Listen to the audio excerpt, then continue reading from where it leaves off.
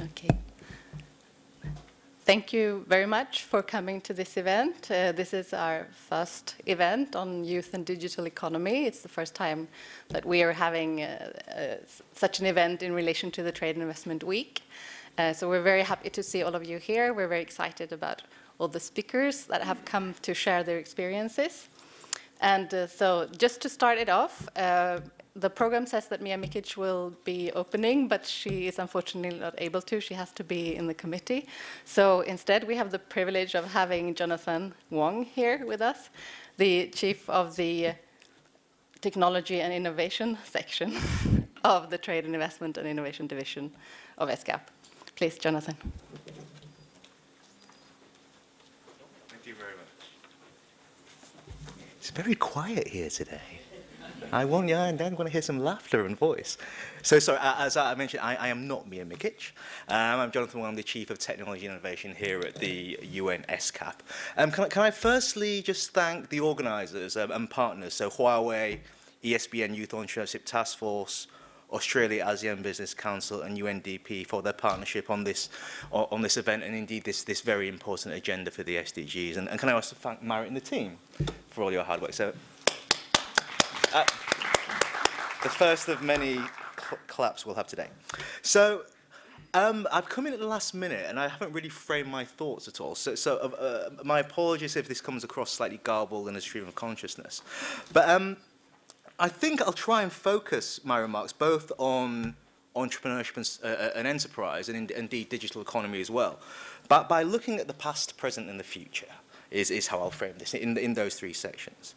So when I was reflecting on enterprise and technology and the past, what really struck me was there's a great, if you ever go onto YouTube, there's a great presentation by the late, great Hans Rosling, which shows how life expectancy has increased as people's incomes have increased.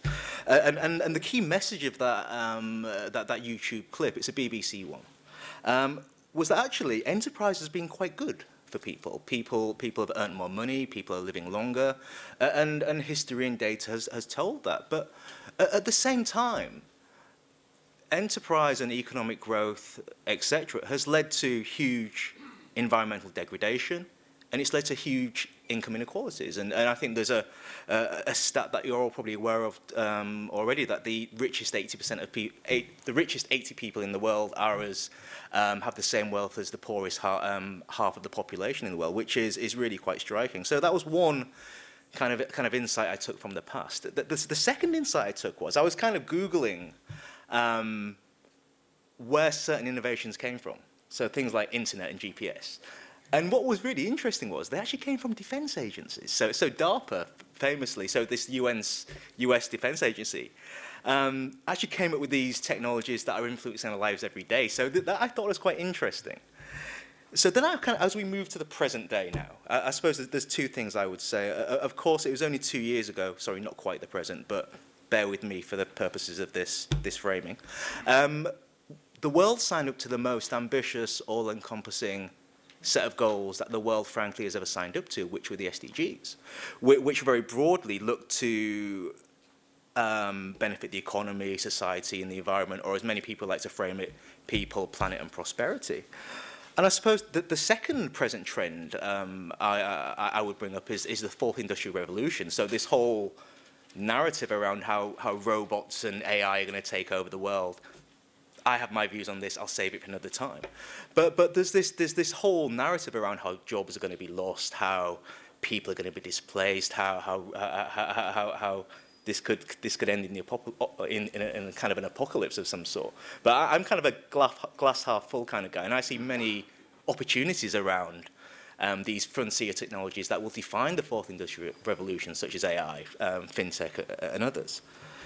So as we move to the future, I was kind of thinking, well, if in the past enterprises, again, done good for the economy, not so well for society and environment, if technology has obviously is affecting our lives, but actually in principle was started for defense and military reasons only, what is the future world we want to live in? And I wouldn't be doing my job title any justice if I didn't talk about defining innovation, and there's a point to all of this. So for a lot of people, I mean, innovation, firstly, is a very nascent topic. If I asked each of you in the room today how you would define innovation, we'd have 100 different answers. But for me, innovation isn't just about technology or a new idea or a new gadget or a new app. For me, innovation is anything, in the context of the SDGs, I might add, is anything different from standard practice that has the potential for radical social, environmental, and economic impact. And with that mindset, that opens up a whole realm of different ideas around what we can perceive and define as innovation. And for me, some of the biggest innovations that can happen for the SDGs require certain shifts in thinking and mindset. So I think enterprise needs to go to more towards social enterprise. I think investment needs to go more towards impact investment. I think we need to, governments in particular, need to think about how technology shouldn't be used as a means for defense, but as a means for good. And if you look at some of the statistics around the amount of a percentage of spend against GDP that governments spend on defense versus R&D, it's quite striking. So I think these are some of the key kind of shifts in mindset that need to happen, which are very pertinent to the conversations that you'll be having today. I would also say that, and sorry, I should have said straight away that most of my comments today are aimed at the students and the entrepreneurs in the room, is that not everyone's an entrepreneur. I certainly am. I'm a failed entrepreneur, actually. I did start my own business. It no longer exists. I've worked in an NGO. I've worked in an investment fund. I'm now work for government and now in a multilateral organization. But all that time, I've taken what I call an entrepreneurial mindset into my job. So I think the key message for me today is that you don't have to start your own business to be an entrepreneur. You can be an entrepreneur in so many different environments, within a corporation, within a government, within academia, within a multilateral organization which I sit in. So I think that's really important, because you need these people with these mindsets in each of these different sectors of society and the economy to actually drive the change we need for the SDGs. So I'll just close by saying, although the past and indeed to some extent the present are set in stone, the future is certainly uncertain. And no one can predict how this world is going to play out. No one can predict how AI is going to affect our lives or how the digital economy will evolve. But where there's uncertainty, of course, there's opportunity. And I think it's, I speak for the UN and the various people in the room today who are supporting entrepreneurs. It's our duty to support entrepreneurs on this journey, to realize the changes that we need to happen. And a lot of the work we're doing within the UN is focusing on things like responsible business, supporting governments to put in place the right policies to support social enterprise and impact investing, looking at how we can support inclusive technology development for good. And these are kind of areas that we think are really important and will be critical to meeting the SDGs. But my final point would be to say that equally, I think the onus is on you to actually create this change as well. And hopefully together we can shape the future that we need to meet the ambitions of the SDGs. I'll stop there. Thank you very much.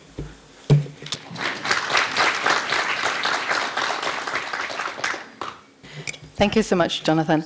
And then I'm pleased to welcome up the speakers and the moderator of session 1. This session will be moderated by Simon Lacey of Huawei. And we will be having Pedro Eloy, who's the chair of our task force on young entrepreneurship of the ESCAP Sustainable Business Network. We have Shannon, please come up. Sorry, I didn't bring my notes, but everyone will be introduced by Simon anyway. Miguel, Shahab, Siva, please. Did I forget anyone?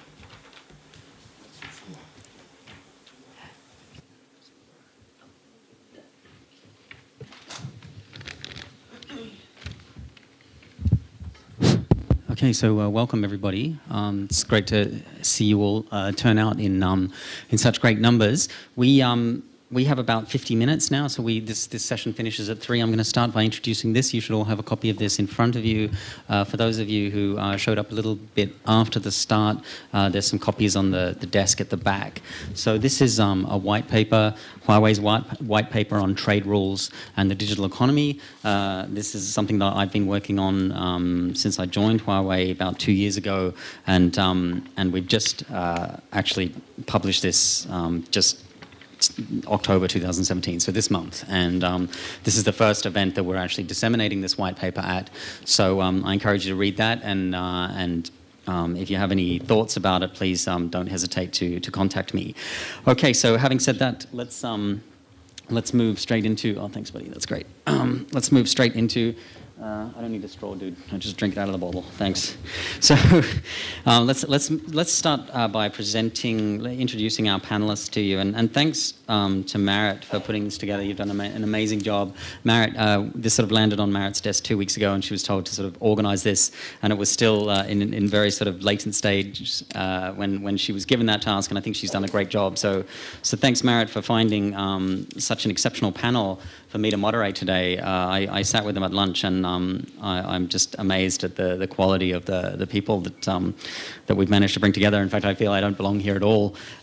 So let me start by introducing Shannon, ladies first. So Shannon is CEO and founder of Ikigai, a 21st Century Academy in Bangkok, Thailand. She is also an advisor to Centaura Nakama, a startup studio which works with entrepreneurs to build startups across Southeast Asia. Shannon is also the co-founder of Arami, which is formerly known as Moxie, the largest e-commerce destination for women in Southeast Asia. She's an entrepreneur and a passionate woman's advocate. She's a mover and a shaker, dedicated to building businesses and deeply connected in sectors of business, entertainment, and media, and women's rights in Thailand and Asia. Okay, so welcome, Shannon. Next, we have Silva Devareddy from India, is the founder and CEO of GoCoop.com, a global marketplace for handloom and handicraft weavers and artisans. So Silva is passionate about technology innovations that drive social and economic inclusion of people at the bottom of the pyramid. GoCoop has been the result of his passion to help people achieve their social and economic goals through technology innovation, and started at Accenture. Is that where you started? Bay Area, then followed to Accenture. Okay, good. Then Shahab Shabibi.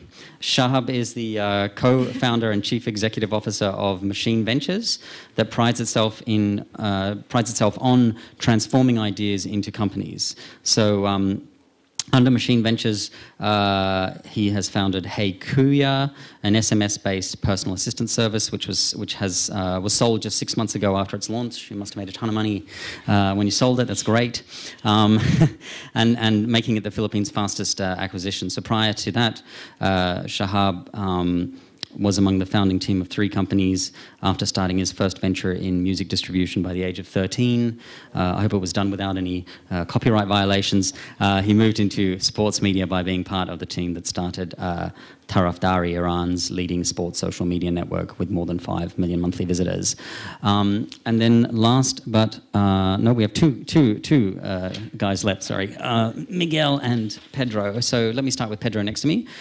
Director and Senior Vice President of Digital and Information Technology, Fung Holdings. Oh, it's the Li and Fung group, is it? Yeah. Right, okay.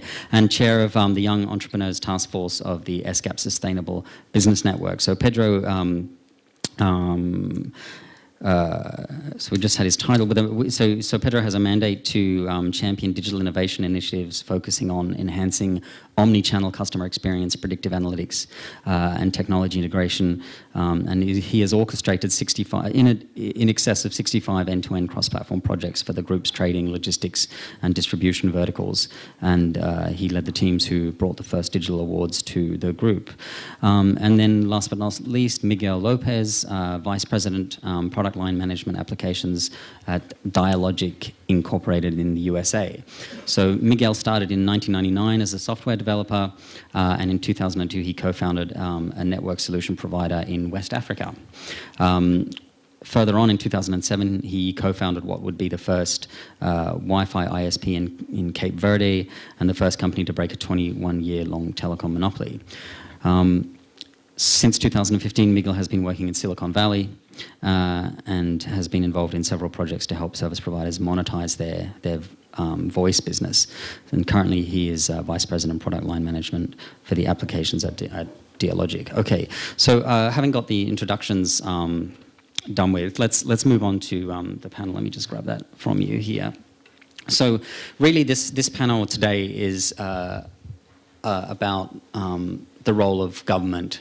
So each of the panelists is going to share their experiences with their own particular line of business. But what we kind of want to get to is the right sort of policies and the right regulations that promote and foster the digital economy or growth in the digital economy. So this can be, a fairly theoretical discussion on the role of government, where you've got the libertarian side who thinks government should really only provide law and order and enforce property rights, and then you've got the other ideological side of the discussion where people think government has a much more proactive role to play in redistributing wealth and ensuring equality of opportunities to all members of society, and as I was writing this white paper, chapter 3 of the white paper is just about how governments have intervened in the digital economy in various ways. So,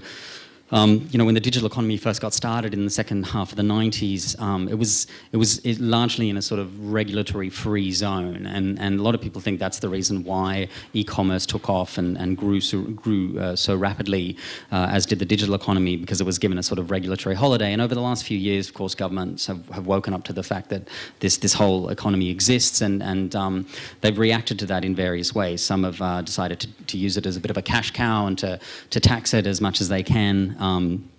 And others have decided to use it as the basis for their industrial policy goals, their economic development goals.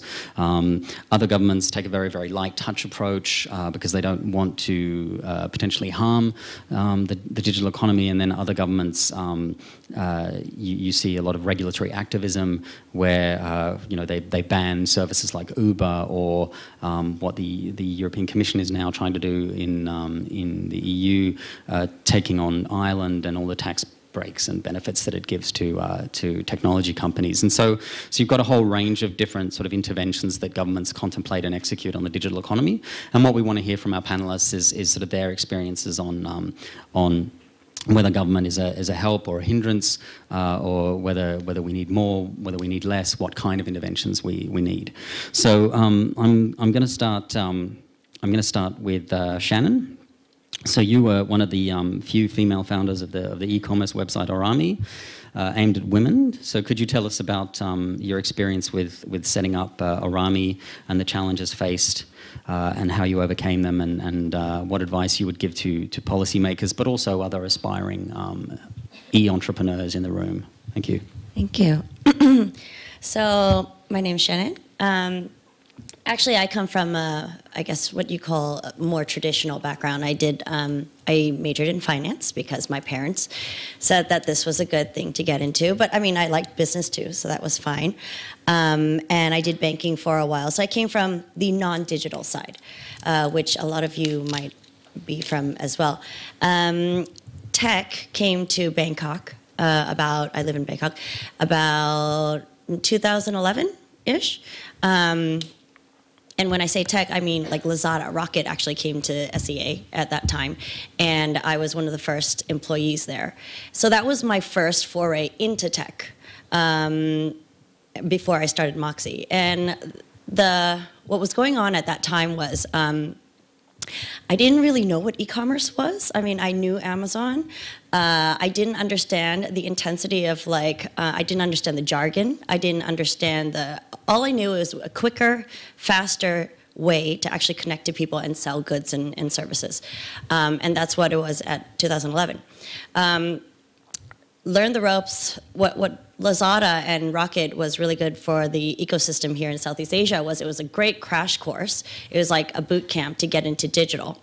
And during that whole entire time, I understood really quickly how startups work and function and whatnot. And like what design thinking is, and what an MVP, minimum viable product, is, and how to actually do stuff and not overanalyze, and actually do stuff without needing a business plan. I understood like jargon, for example, CAC, right, which is cost of acquisition, which I hate, and SEO and SEM. And this might sound very foreign to you, but that was very foreign to me again in 2011.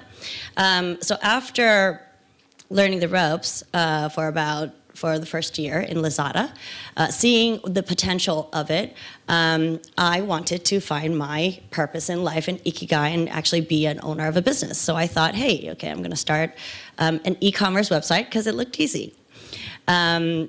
And I could do it, and I actually know it. So I started Moxie, and when I started Moxie, that was 2013. I started with 2 other co-founders. And at that time, the positioning was, it was a cuter e-commerce. We didn't really have a positioning, basically. 1 year into it, the challenges I really faced starting it was, 1, there was no funding available. Again, started in Thailand, so no grants.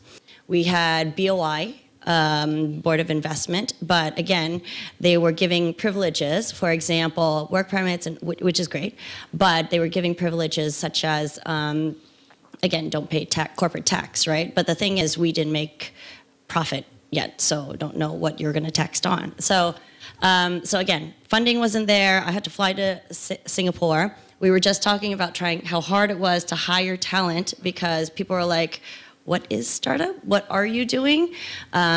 We had to try to get, so Lazada's strategy was always hire bankers, hire consultants. We were trying to get those people too, but they would not come because of stability, whatnot. The other challenges we had was structuring. So I didn't have a mentor at that time. I didn't know, even though I came from banking, I guess the downside is I was a bit too cocky coming in because I thought I knew how to raise funds. I thought I knew how to do all this stuff, but like startup is a complete different animal. The way that you do your decks, business plans, there is none. The projections, the metrics you use, the way that you even get funding is completely different. And at that time, there was no ecosystem for this as much. Fast forward, started it. And then our break actually came in 2000, 1 year in. We got acquired into a big e-commerce company. And then at that time, I decided, what we found was most of our customers, 75% were women. And what clicked at that time was, you know what? E-commerce is about to blow up in Southeast Asia. It's going to be really competitive. How do we stand out? How do we do all this stuff? Most of our customers are women. Wait, I like women advocacy. Oh, and there should be a better way to reach. So what was great, and which is kind of in theme with, today's theme is, I was able to combine business as well as my passion for social work. In 2014, I jumped ship from banking to NGO and went broke because NGOs don't really make money, right? And then when I was in banking, I didn't have a passion. So what was great when I started Moxie again in 2013 and 14, when we actually did the M&A, was we were able to have a business that actually was doing good. So what we did was, that was a positioning. We did e-commerce for women. And we were able to give women ideas, resources, products, and services that were good for their daily lives. So anyway, so that was 2014. What were the other questions? You had like 5 questions all in one go. No, I think that's fine as an initial statement, and then we can circle back to some of the points you made. I had some things I wanted to pick up on, but let's move on through to the panel and give everyone a chance to speak because we don't have that much time. So, Siva, you've started GoCoop, India's first online global marketplace. And by doing so, you've created this platform that allows handloom and handicraft makers cooperatives to sell their wares. So there's an inclusive trade development or inclusive trade side to what you're doing. And you're helping artisans to connect directly with buyers. So could you tell us about your experience setting up this company and how e-commerce has changed business opportunities for these weavers? And what are the challenges in digital models that you faced in India particularly? Great. Thanks, Simon. And good afternoon, everyone. I think we had a very good context setting both by Simon and Jonathan. I really like the quick introduction from Jonathan, which set the context for today's discussion. Just to give a brief background, which is probably quite relevant for this discussion. I started my career in the Bay Area. This was the dot-com era. I actually worked in a startup in the Bay Area in 2000, and that was a time where anybody who could spell Java would get a job, and anybody who has a dot-com idea would get funded in the Bay Area. So it was quite unreal, actually, those days. And you would get an offer letter while you're in the cab, or you in the bus station or in the tram station, you would get an offer letter saying, "Can you guys come and work with us? And we are a startup, we are doing this." It was just crazy times, actually. But as most of you probably are aware, the dot-com crash happened in 2003. And I think probably 95, 97% of those startups didn't make it. So a lot of learnings I had from that era of dot-com rush, and I think some of that has to be tampered with reality. Businesses have to make money, and there has to be a strong business model, which is really required to build a solid business going forward. That was one of the biggest learnings I had. And after spending 12 years in corporate, pretty much most of my career was in Accenture. I was a director for one of their innovation centers in India. I wanted to do something which has some social impact. How can I use technology to impact millions of people in the rural parts of the country? Having grown up and spending a lot of time in my grandparents' village, I saw the challenges people face, especially the farmers and other producers like handicraft producers or other cottage industries, the challenges they face in marketing their products. And just to give you the background, India has around 9 million artisans. This is just the official population. And unofficially, it's as big as 50 million. And that's probably bigger than a lot of countries in Asia Pacific, actually. So there were a lot of challenges faced by this sector. I mean, one of the biggest challenge was the artisans were in remote parts of the country. They had very little access to technology, very little access to logistics, and they were all pretty, I would say, disaggregated with very small and low capacities. The second challenge, what we tried to solve was the market access. So today, I just want to show you a small product, but I think this is like a stole. I think Shannon is wearing a beautiful one. So this is a stole. I think it's a fashion accessory. So it's made of cotton and linen. And this could cost, the weaver usually makes this product and he would sell this product, let's say at 600 rupees. And can you guess how much this would be retailed in, like, let's say New York or any other emerging economies? It would not be retailed for anything less than $100, $150. So a weaver is not even getting 10% of what is the actual market realization of this product. So these are some of the big challenges we looked at, and and then I was obviously thinking, how can we solve this problem using technology? I strongly believed all my life that technology can drive social change, and and this was the opportunity I was trying to solve. How can we support these artisans with better market access? How can we bring them together so that we can make the economics work? And GoCoop was started in 2012, and we bootstrapped GoCoop just with funding from myself and my friends. And we spent at least first 2 years just trying to understand the sector and building the what we call as MVP, minimum viable product. Thanks again, Shannon, for introducing the term. So it was quite challenging to do this for the first 2 years. And if you can imagine, we were trying to talk about e-commerce to people who have never seen a computer before. And smartphones didn't exist in India at that time. This was 2012, 2013. So it was just coming in. So this was quite challenging, but I think today, if you fast forward 5 years, and today in 2017, we have weavers and artisans, and I have some pictures coming up. These are the weavers and artisans who work from their homes, be with their families, and they make these beautiful products. A lot of them are enabling or embracing digital technologies today. And we have right now 80,000 artisans that we work with across India, in 10 states in India. India itself is a subcontinent, so it's taking us a lot of time to cover India. But I think I have seen this change where digital technologies can really drive some social change and can connect these millions of producers with better markets. So I think all of you know the evolution of digital and the potential of digital, so I'll not talk about that too much, but just e-commerce market was 25 trillion in 2015. And Asia is the fastest growing in terms of market size in e-commerce. So there is a lot of opportunity for young entrepreneurs to come in. And I think that's where I see many people in this room and across the world, especially from Southeast Asia. It doesn't have to be from Bangkok, doesn't have to be from Bangalore. These entrepreneurs can be anywhere in the world, and they can innovate and they can try to solve a real problem. What's important here is to understand the problem. Like I explained, I think the problem understanding is very important. And then second thing is, how are you trying to solve the problem? Please remember that technology is just a means to solving a problem. Technology is very important, but business model is even more important. So you need to think about the business models and how you're going to solve these problems.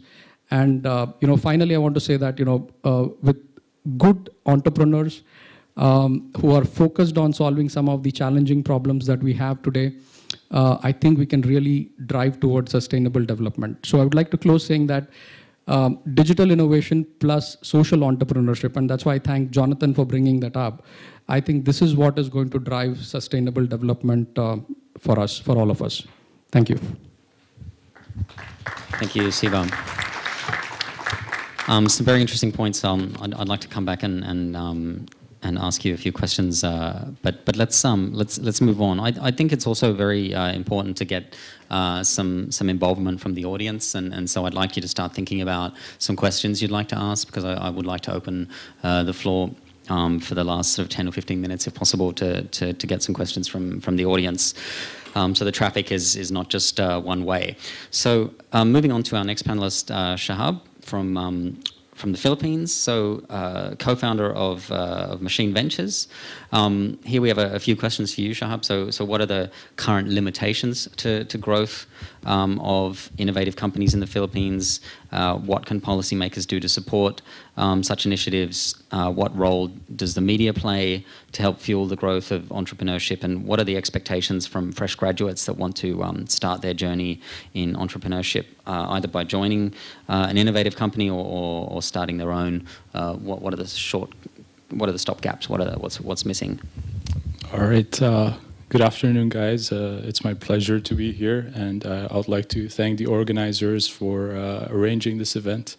I would like to also mention, Simon mentioned that we will try to tackle the theoretical, but I would love to speak about some practical experiences that we have had setting up companies in the Philippines. Siva mentioned that during the dot-com era, any person with a dot-com idea could have had funding. I would say it's the total opposite in this region, especially in the Philippines. So what we do is that we call ourselves a company builder. We try to see what are the problems, what are the challenges that people are facing, and ask ourselves, how can technology be of a solution to solve this at a scalable level, at a point that it just doesn't benefit 100 people, 1,000 people, but it provides that solution for millions of people. And after spending some time in the Philippines, I realized that the solutions that companies make, the innovations that startups have in the Philippines impacts lives at a very sensitive level. We see startups that save people hours of time a day. And that's the level of impact that is very attractive to entrepreneurs who want to solve these problems. And at the same time, there is a plenty of supply for problems and issues that deserve to be solved, that technology can be of a solution.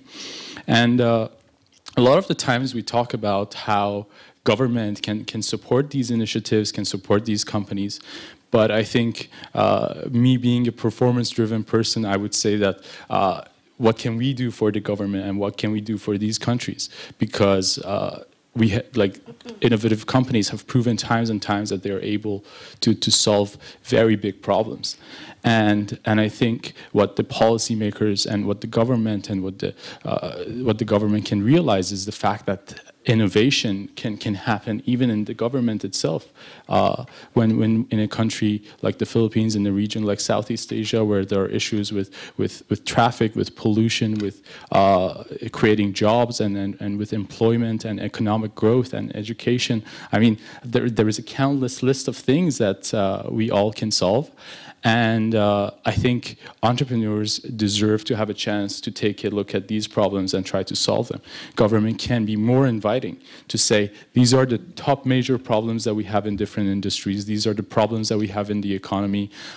When there are traffic issues in a city like Manila that has like major problems in trying to deal with this, and it's literally crippling the economy in a way that while there is very aggressive growth, while there are a lot of opportunities in the Philippines, the economy is growing, it's one of the fastest growing economies in the world, that growth can be limited if we don't eliminate these problems. Mobility, education, these are issues that we have always taken a look at as something that is worth solving. And I think government can invite entrepreneurs, say, these are the problems, and we want you guys to take a look at this. We want you guys to come up with solutions because we are capable of solving it. In one of our recent ventures that we just launched, we are creating an on-demand platform for mobile workforce, meaning that we want to give people the ability to work near their home. We want to give people the ability to earn money on their own schedule, on their own time, and for the customers, they are able to take care of a lot of their needs by using the service. So we see that the same person can be on the two sides of the marketplace, be the customer, take care of their errands, get things delivered, get their save their own time to focus on what they are really good at, and at the same time offer the same service that they are good at to the other people who need this. And our vision with that company is to create 1 million job opportunities over the next 3 to 5 years, which I think is not a really unrealistic goal. I think with the help of technology, we can really take a look at these problems. We can solve a lot of things, and I think instead of focusing on raising awareness and throwing startup events and pitching competitions, government can really embrace that sense of innovation at a deeper level. That we don't need to have tax holidays, as Shannon mentioned, when we don't make money. When there's no profit in the first 2 years, first 3 years, of course the tax holiday literally ends the moment that you start making money. So a typical business doesn't really take advantage of that, but we can see that innovating things and solving problems using technology can happen to almost every single industry, to every single problem that is out there. And I think there are tons of eager entrepreneurs who would like to take a chance and solve these problems, and at the same time a lot of people that would benefit from these things. Another thing is that in countries like the Philippines, there are unfortunately very few success stories. A lot of big companies, a lot of conglomerates, a lot of successful businesses would not like to share their experiences in how they were able to build a successful, innovative company. And I think media there has a very big responsibility to raise awareness. I mean, you can't be what you don't see. If aspiring entrepreneurs don't see what kind of success they can have, what kind of impact they can make, and the kind of problems that they are able to solve, when they don't see that, how can they aspire to be one? And I think these are questions that are worth asking. A lot of the times, the media is focused on more clickbait kind of solutions where you just talk about Hollywood and you talk about the scandals and all that, and that brings us a lot of attention and revenue for them. But at the same time, they have a really important role in promoting, creating such impact. We face these problems that in the past 2 years, more than 50 people in our company have left because their parents were against working in a startup. These are the kind of problems that we face operating in a market like the Philippines. While their parents would like to see their children working at a known company, at a company that has been around for 100 years, 200 years, so they can say, okay, you have a stable job. But at the same time, we have these responsibilities to solve these problems for the countries that are affected by it. I think if people kind of embrace that sense of innovation at a deeper level, not just throwing events, not just saying that we give grants and funding. I mean, like you can hardly get those, but actually accepting that this change can be for good, and that entrepreneurs are there to solve the problems that we face on a day-to-day basis, and that media has such a big role in promoting this kind of behavior by showing the successes, showing and highlighting the successful entrepreneurs, the successful companies that really change people's lives on a day-to-day basis, and by families. And it really comes down to the culture and the parents where you really need to let your children fail, and you really need to emphasize on the fact that, when you're young, you can do all these sort of things, that if they fail, you still have the opportunity and to go apply it for a job. I've always said this, that like, while the future of our company, while the future of our innovation is uncertain, the worst case is that I lose everything, and then the next day I go apply for a job. And I do what I was supposed to do, maybe after I graduated. So if the government realizes that, if the media realizes their role, if the families and if the parents accept that the change comes from them and not by someone else, then we can see so much more prosperity and so many more solutions. Like Southeast Asia is a great opportunity here. The workforce is very young. There are a lot of people. You can really build amazing things that make life so much better and easier.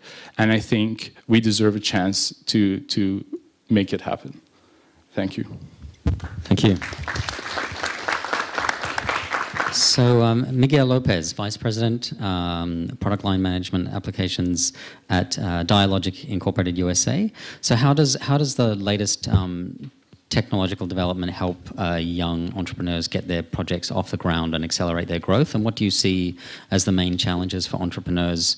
What is your advice to overcome them? Thank you. That's a great question. Thank you very much. Thank you for the organization for having me.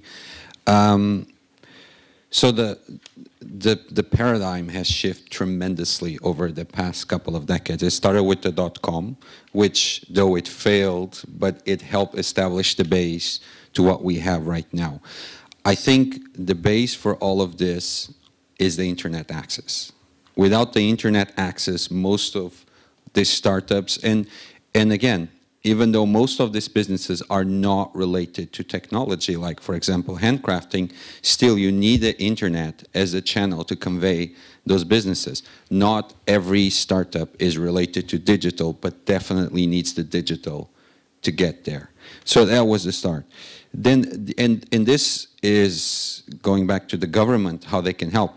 This is actually a very important part where the governments take a very active positioning. One of the startups that I had, which was to create an internet service provider in West Africa, the country had a 21-year monopoly. It was written in the law that the incumbent operator would have a monopoly until 2020. So that means that right now that country would have a sole provider. So if there's no competition, for example, in the service providers, that affects the consumers. So the startups, instead of having, like you mentioned in the Philippines, now the LTE is so cheap, right? If there wasn't this cheap internet access, then the startups, most of them won't be able to take off. Interesting enough, I had yesterday a meeting with a small service provider here in Thailand that said that, we want to provide service to the micro businesses, to the startups, but we have no access to numbers, to telephone numbers, because that's controlled by a single entity.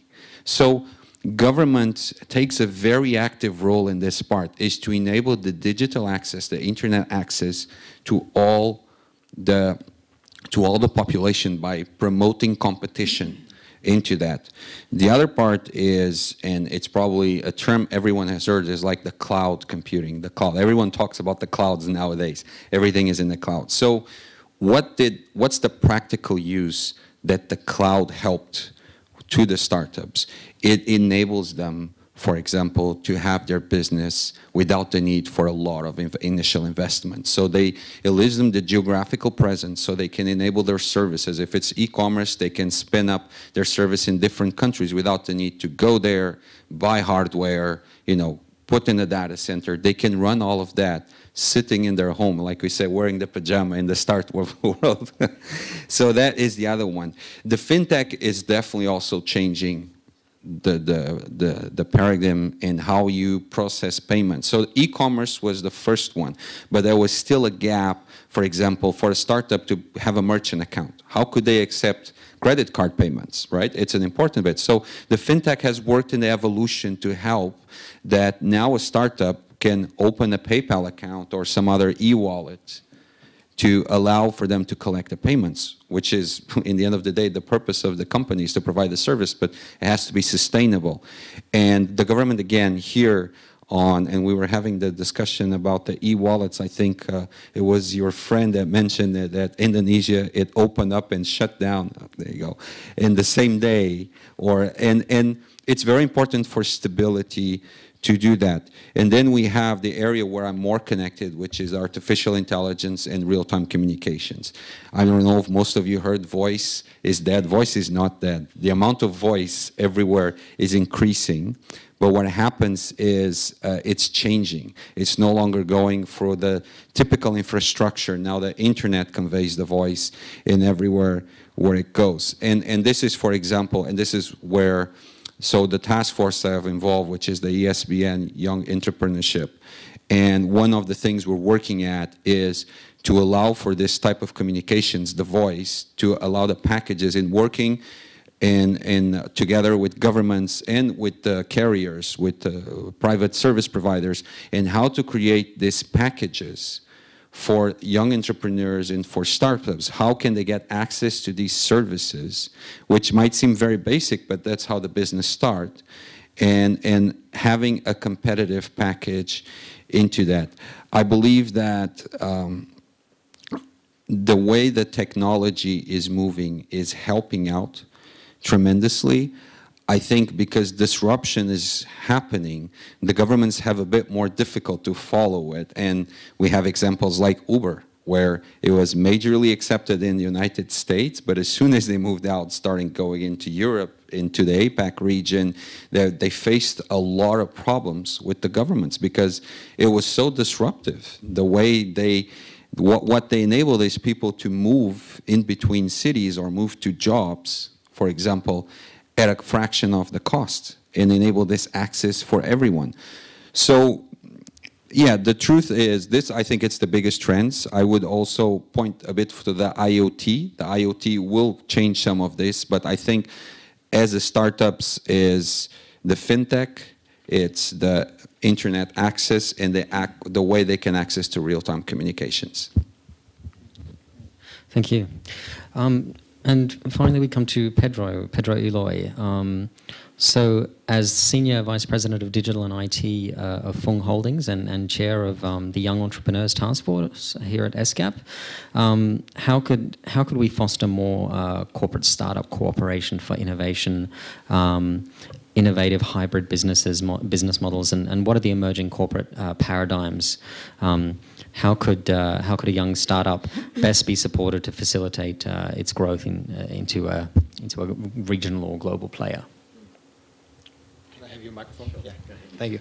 I think you've mentioned the key word, which is cooperation. And as the other speakers were speaking, I was delighted to see many of you with your pen frenetically writing down a couple of notes. And I think that these type of events, it becomes a little bit more than.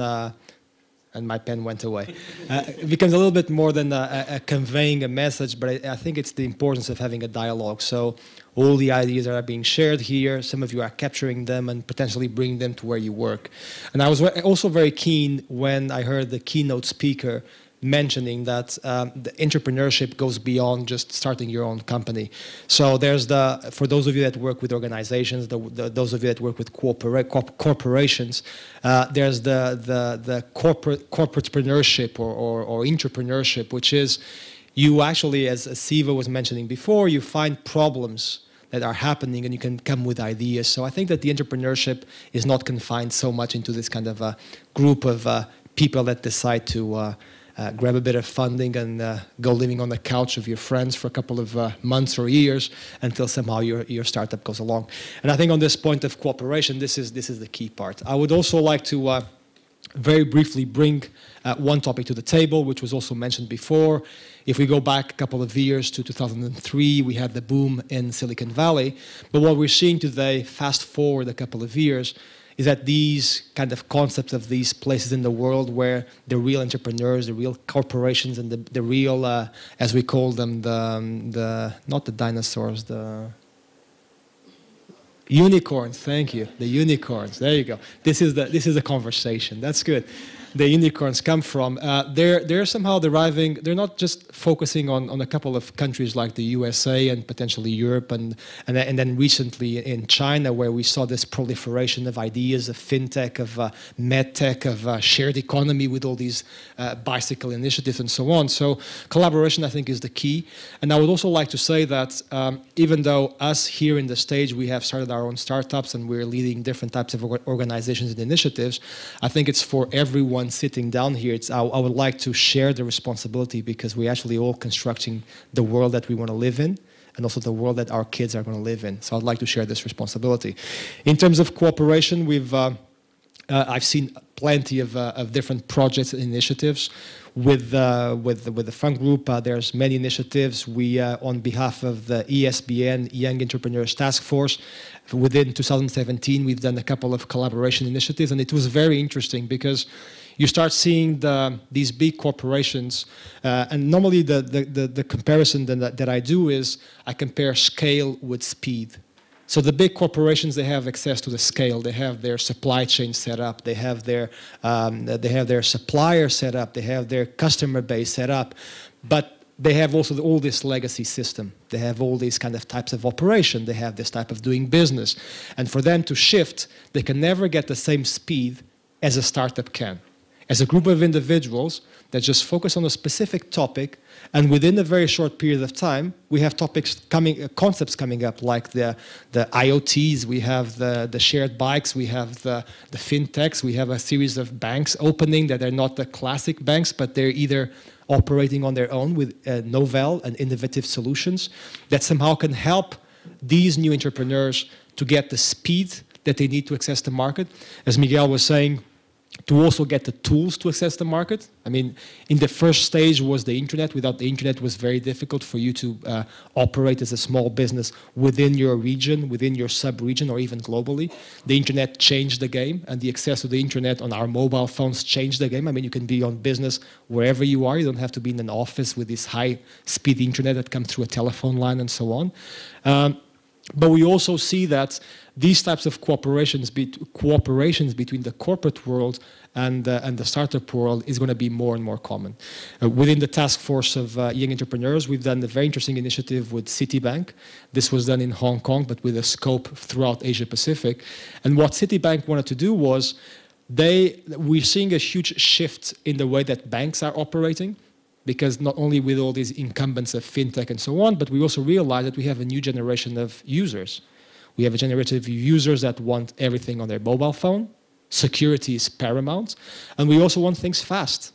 Okay, so if you want to open an account, if you want to have another idea for a startup, we want to be able to, in a short period of time, to kind of get things up and running and doing business. Otherwise, we have to say to our customers, love doing business with you, but you have to wait for 6 months until we get the money in our account. Okay, so we're seeing this type of cooperation. That in the case of Citibank, what they were doing, and we collaborated with them throughout Asia Pacific, was they were opening their retail banking to a cooperation with startups in a way that they could get this innovation and this speed in a way that this big bank or these big corporations would not have the resources inside. We also did other events with other companies and organizations like the Alibaba Venture Fund and Google and so on, and Cyberport in Hong Kong. And what we're seeing is that we're seeing this support or this collaborative work in two ways.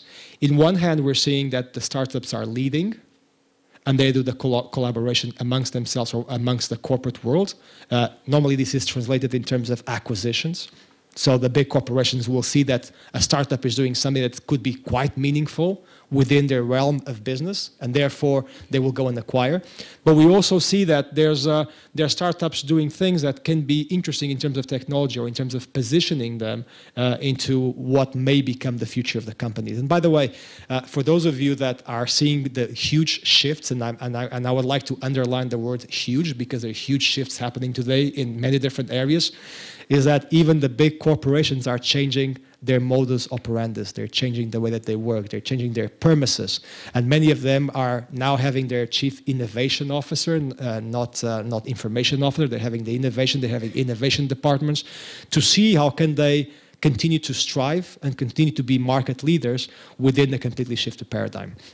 Now, on just a final note to conclude with regards to this collaboration, I think that the collaboration also focuses on something completely different. And I would like also to bring the SDGs, or the Sustainable Development Goals, into this conversation. We realize that with the new set of new startups and companies coming over, and with people like yourselves, with a different type of age, we also realize that the business, or what I can call the business as usual, which is focusing on profit and P&L, on this time in age, it goes a little bit beyond that. I mean, we had an excellent panel here, and they spoke about, yes, it's important to have access to finance. I would actually say it's critical for survival. Yes, it's critical for startups and entrepreneurs to make their profit, but I think we have expanded this equation where the SDGs really fit nicely, which is, it goes beyond the profit, it goes on to creating a new reality that both yourselves and your kids will be happy living in. So I think this is a world in transition. Right now it's a very interesting time. We go back to 2003 for the initial bubbles of Silicon Valley. I wouldn't call it a bubble because we learned, okay? There may be different bubbles happening, but we learn. So I believe that the same mistakes will not happen. But what I'm saying is there's going to be plenty of opportunities for those of you, either as startups within your countries, within your geographies, within your sub-regional, and that also for those of you that may want to play globally, to help to shape the upcoming future, and at the same time to bring your businesses as startups or as part of corporations and organizations to the next level. Thank you. Thank you, Pedro. Okay, well, we are running out of time, so I'm going to ask Marit, how long do we have the room for? We have the room until 5. Okay, so we can hang around till 5. Yeah. Okay, good. So, look, I think I'll open the floor for any questions we have. I also have some questions that I'd like to ask the panel, but let's open it up and see if we have any questions from the floor first. Mark, I know you had a question. Any other questions from? Yep, we have one over there. You go ahead first.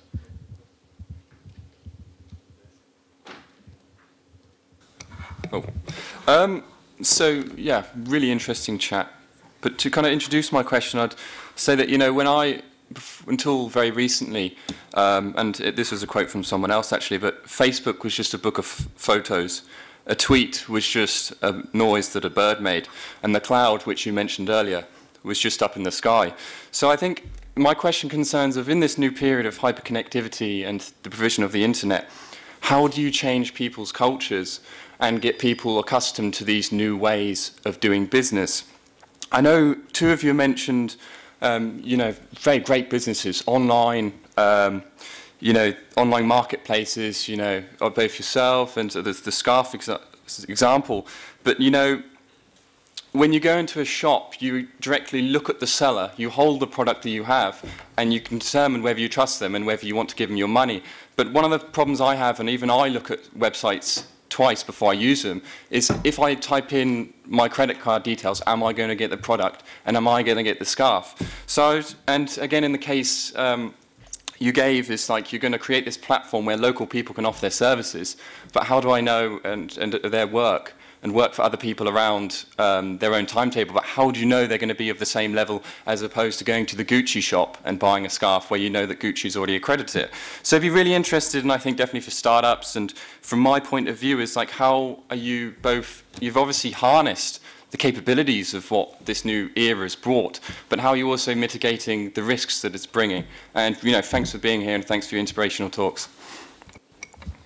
Thanks for that. Yeah, I mean, I think that goes back to the issue of trust, right? So there's this, there's obviously a trust deficit when you're you have a transaction happening between two parties who don't know each other, probably not even in the same country. So we were talking over lunch about there were two examples. So Shahab had an example, and Mark had an example of these cleaning services, right? So really, when you hire somebody to come and do cleaning, and this is what happens in China as well. I also have an app, and I found my cleaning lady on this app, and she comes over and cleans. So when you hire a cleaning service, you're actually letting strangers into your house, and so there again, there's this whole issue of trust. How do you trust these people? And so in China. Somebody has to be home when the IE comes over and cleans the house, and somebody has to let her in and somebody has to let her out. And even though we found her on the app and we pay her using the app, it still goes very much back to the basics of human trust, and there's some very non-digital parts to this transaction.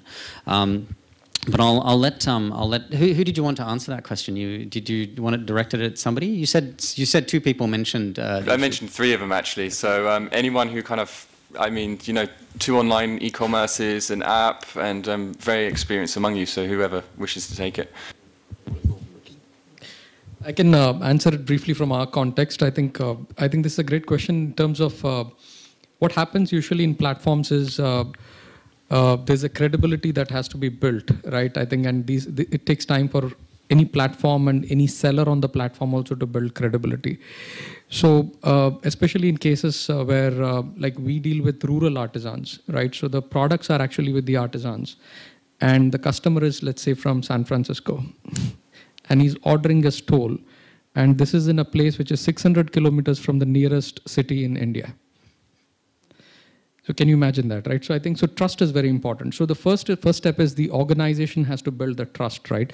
So GoCoop took us a lot of time. So obviously we didn't have like millions of dollars to splurge on branding and saying that we are the most trustworthy artisan platform or things like that. So I think it takes a bit of organic growth and a couple of years to actually build that kind of credibility that a customer who's from one of the most developed economies can actually buy a product from a very inorganized sector like craft. The second thing is also that major platforms have this problem, not just GoCoop. This is actually being addressed by user reviews. So a lot of ratings and user reviews and feedback is what actually builds this trust. So when you're buying a product today online, you're not buying from someone who has a bad rating, or from an organization which is having a bad rating. I would not book a hotel actually. I would look at the Google rating of the hotel. I'll look at the rating of the hotel on the booking site before I can make a booking. So the consumers are contributing towards this trust. So it's a cycle. So all of you who use these online services are actually the ones who are contributing towards building the trust. So that's very, very powerful as a concept. And platforms are designed around this concept of building that trust quickly and scaling that trust very quickly. Yeah. So, interesting fact is, I grew up with my parents telling me, don't get into car with a stranger. And Uber is actually asking us to do exactly that. We call someone we don't know, and we get in the car with a total stranger, which we have no clue. But if you look at it, I think, and it's true, empowering the consumer. So the trust relationship has to be there. But then again, even if you're in a physical transaction with someone and you're buying something in the box, right? You're giving them money, you bring it in the box. It might or might not work. Why do you do it? For example, if you look at the return policy of them is that I can quickly return my item and get my money back. So that makes me feel more comfortable in doing that.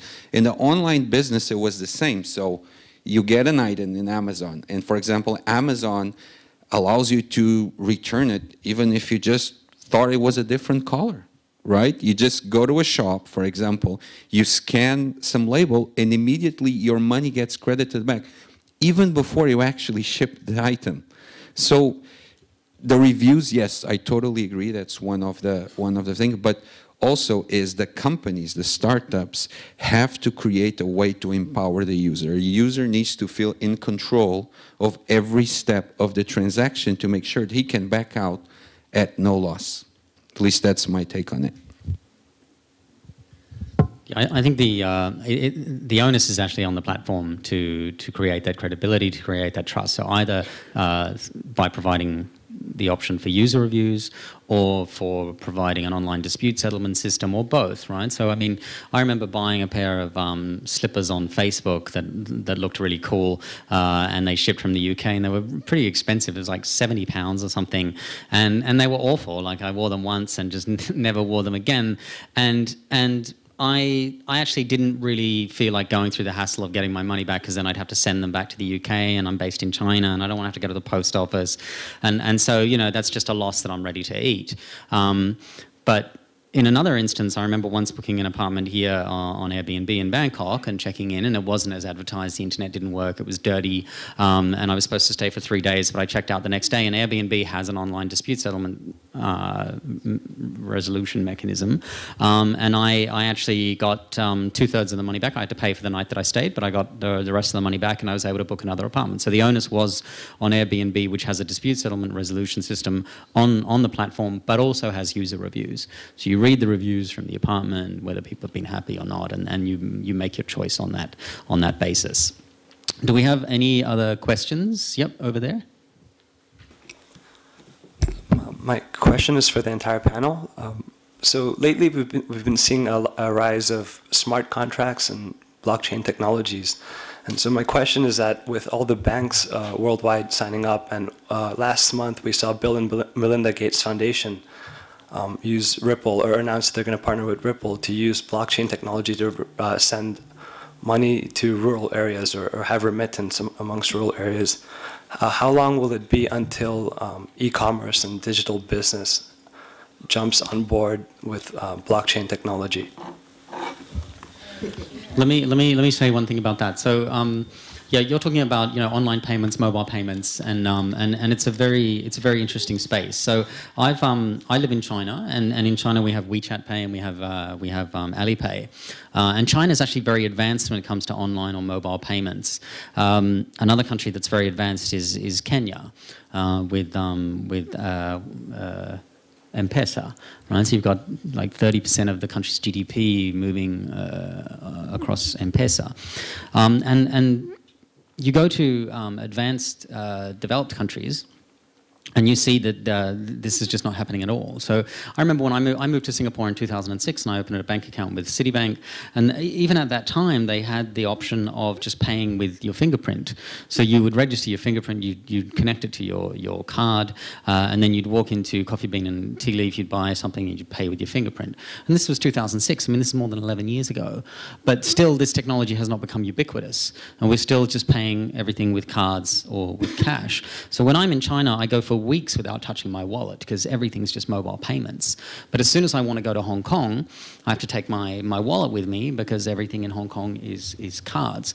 Now, what I suspect is happening is that this is just a case of regulatory capture. And it's also an example of path dependency. So people are fairly comfortable working with banks, people are fairly comfortable using cards, and mobile payments is just something a little bit too new for them. And so they haven't, you know, people hesitate to do that. But I think also card issuers, actually it's the banks that issue the cards, but the card payment processors, so you're talking about Visa and MasterCard, are just making way too much money, and the banks are earning fees also on the interest that they charge on the debt, the credit card debt that we rack up, as well as charging us for the privilege of having the card. There's just too much money being made in the old way of doing things, and this blockchain technology or these mobile payments are just too disruptive, and offer nothing like the margins that you're seeing with the credit card economy that we have at the moment. So that would be my reaction to that. But maybe others have something to say. Just on the lighter side, we're still figuring out how to get everyone to have bank account. So I think it's good to talk about blockchain, but I think we just have very little financial inclusion right now in the world. I think in India we had a big initiative by the current government to get everyone a bank account.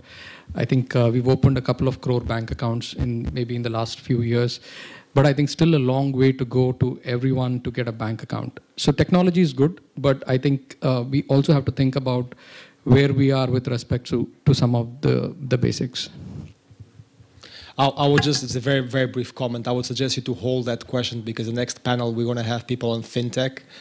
From the entrepreneurs, we have Isabella Carvalho, which has been involved with Lazada and other payment systems. We got Mushir Ahmed from the Hong Kong Fintech Association. So please do bring that question to the next panel, and I'm sure that the answer is going to be quite more insightful. Okay, we did have a couple of other questions. Yes, there. Hi, I'm Malika Kumar, Head of the Commerce Department, Shri Ram College, Delhi University. I have a question. First of all, thanks for giving an opportunity for such an enriching panel discussion. So thanks to all the panelists and to the organizers, ESCAP, for such a relevant topic, young digital entrepreneur. The three words, all the three focus on future. Future lies in the hands of young. Digital, we have to go in future, and entrepreneur thinks about future only. So my question is to Mr. Siva, your name, Go Coop, is it working on the cooperative principles of the International Cooperative Alliance, working on the cooperative business model? And if yes, what is the most important challenge you have faced with increasing competitiveness and less of government support to the cooperative sector? That's a difficult one, Rachna. I think, see, the Go Co-op as a concept, the name actually stands for global cooperation. So we wanted people to come together and work together. So we were we are actually quite intrigued with the workings of cooperatives, and 85% of our supply chain is actually cooperatives. So we have very good cooperatives that we work with. And there is some government involvement, as cooperatives, at least in India, have are governed by the government. So they don't have, unlike the private sector, there is more involvement of government in the cooperatives. So I think I'll just keep the response short, but yes, I think it's been a challenge. In certain ways, it has been inhibiting our own growth. But I think, we also work with social entrepreneurs. We work a lot with what we call as producer companies right now, and a lot of NGOs as well. So I think we need to embrace this world, where there is a, existence of cooperatives, social enterprises, and for-profit private companies.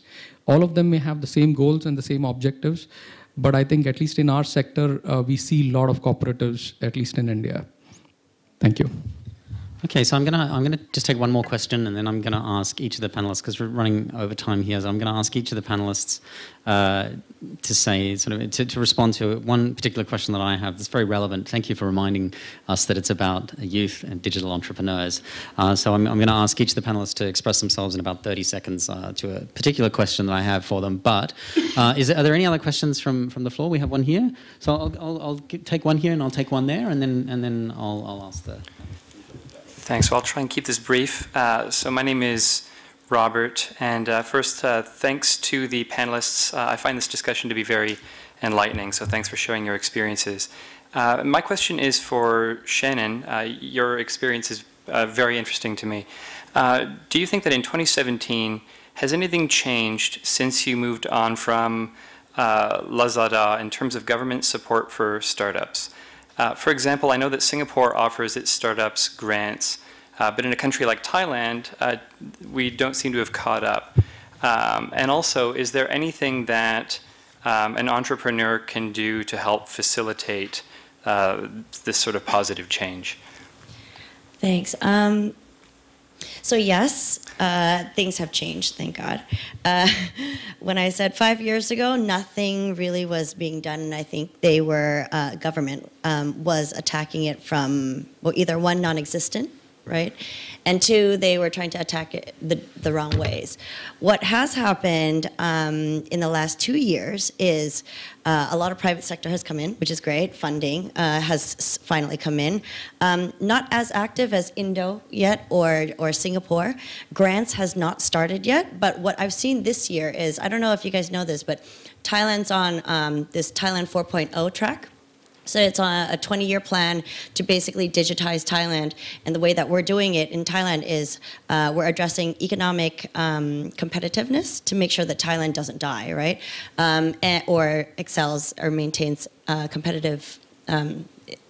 economy competitiveness? And two, how do we make sure that we capacity build in Thailand as well? And three, how do we reduce inequality in terms of access to tech, access to infrastructure, access to education, and access to financial inclusion, et cetera. So this is something that I just saw this year that Thailand is actually doing. So there is a plan. The failure so far right now is the dialogue with the actual people and which problems of that big umbrella problems that they have identified are they trying to solve and how. So the things that I think entrepreneurs can start to do, but this is also what I've been trying to do for 5 years. It wasn't until this year that I'm actually talking to the government on a daily, weekly basis, which is really cool. Before that, there was no way, there was nothing like this where you're like talking to the government and talking about real issues, and there still isn't today. So one problem that I'm seeing right now is there are a few of this, and ESCAP has been really good. I was in another government agency last week. They didn't even know that Thailand 4.0 was happening.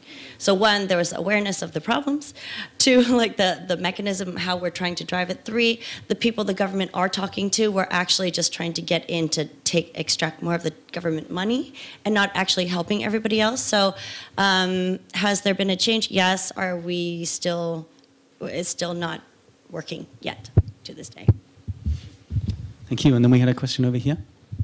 Yes, good afternoon. I'm Rior Santos from the Philippines. We have implemented several social enterprises in the Philippines, and one of the major challenges that we have experienced is that we spend a lot of time in building the platform, and at the same time, the social enterprise became very effective, and it affected some of the big companies. But my questions lies on the concept of acquisition and intellectual property.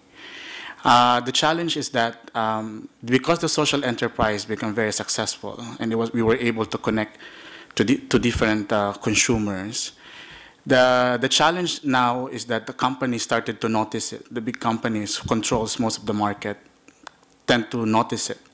And because of that, they started now to act on trying to avoid the suppliers, because I'm not privy to share on the information what is the business all about, but basically they were able to control now the suppliers that we are working with, because they can buy the raw materials cheaper and in a large scale.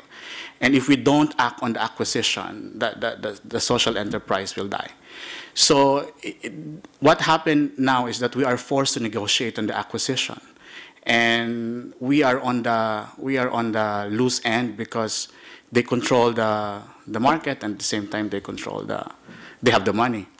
And what is your advice in terms of this? How do we prepare startups and young entrepreneurs in making sure that the acquisition and intellectual property rights are actually being protected?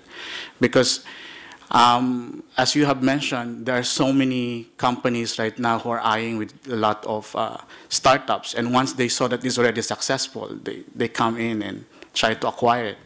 So, thank you. Thank you for that. And it sounds like a very typical problem in the Philippines, where you have these massive power asymmetries in the economy, and you've got, large swathes of the economy in the hands of just a very small number of actors. This is also a problem in the digital economy more broadly. I mean, we saw Facebook's acquisition of Instagram first, and then WeChat, and so they have a very defensive strategy. If Mark Zuckerberg sees something even like Snapchat coming along that threatens Facebook, he'll actively try and acquire it. And he did try and acquire Snapchat, but was turned down. In terms of intellectual property, the big issue on intellectual property, I guess, in what you're talking about wouldn't be so much copyright, but it would be maybe trademark protection. I think the digital economy has forced all of us to sort of rethink our approach to intellectual property. I think there's a huge problem around copyright in the internet economy, which is why you have such a fragmented YouTube experience depending on what country you're in. Do any of the panelists want to say anything about that? You have any experience with that? And I need to wrap it up. I'm being told I need to wrap it up. Very shortly. briefly, because I've faced a situation like that in a country, for example, in West Africa, in Cape Verde. Everything was controlled by one entity, and everyone that raised their head above the water had a bullseye immediately in their head. And the methods were very similar to what you described. Unfortunately, free market has advantages and disadvantages. Some people get very frightened when the government starts intervening too much in the free market, but sometimes it is crucial for the government to intervene in these situations, because as a startup, you don't have many means of defense, right? If they cut your supply chain, if they cut your revenue sources, you're to the point that you're going to have to sell your IP very cheap, right? It's a guerrilla tactic that unfortunately works.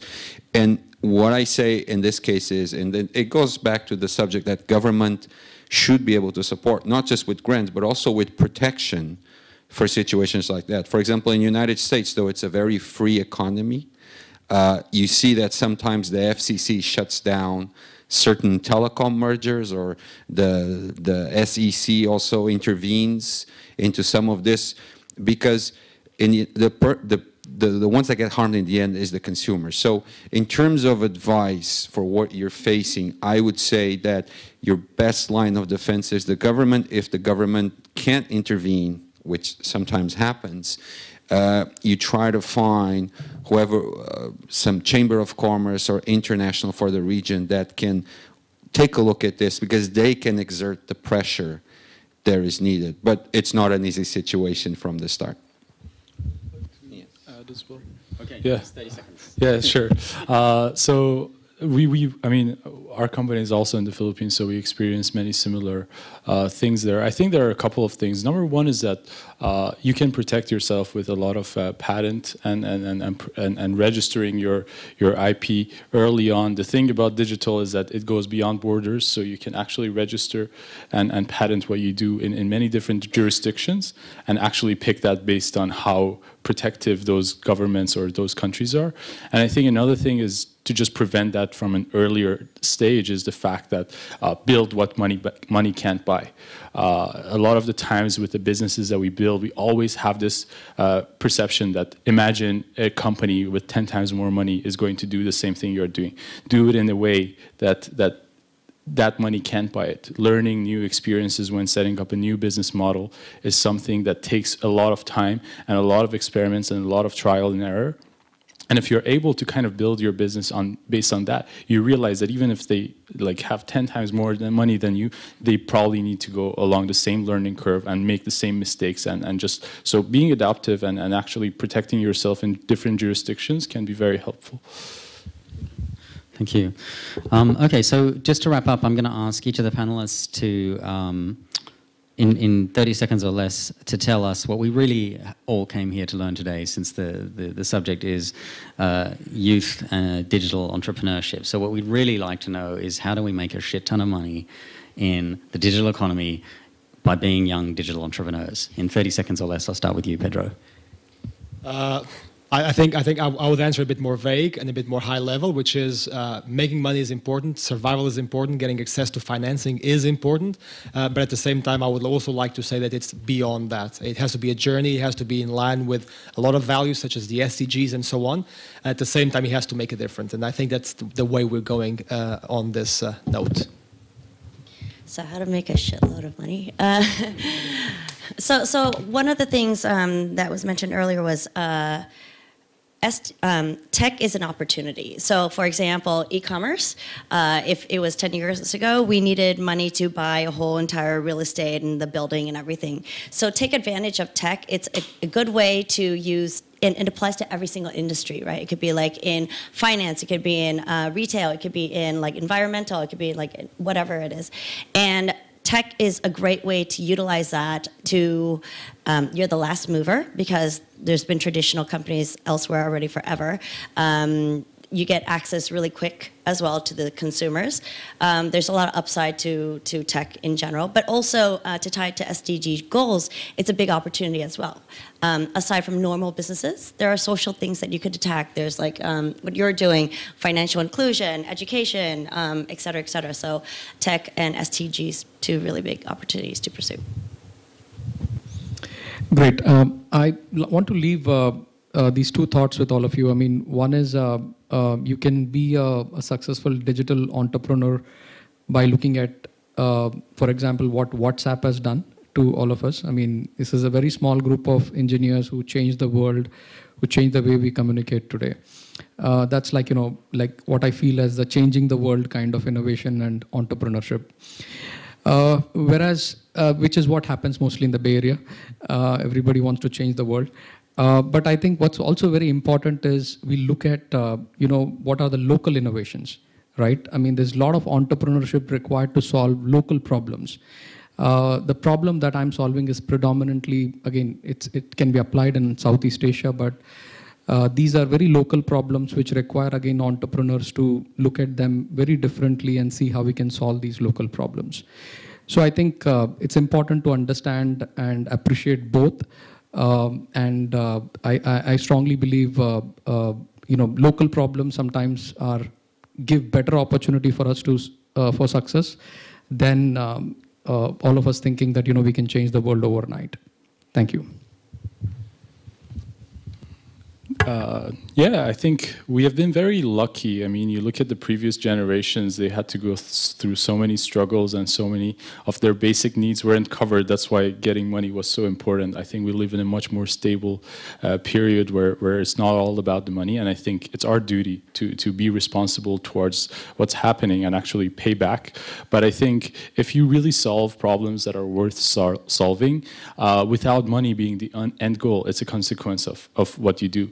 And at the same time, I would say there are a lot of cases that, even though that you did your best, you still don't get it. So we don't live in a perfectly fair world yet. So it's not always guaranteed, but at the least is the fact that the harder you work, the luckier you get, and you increase your own chances.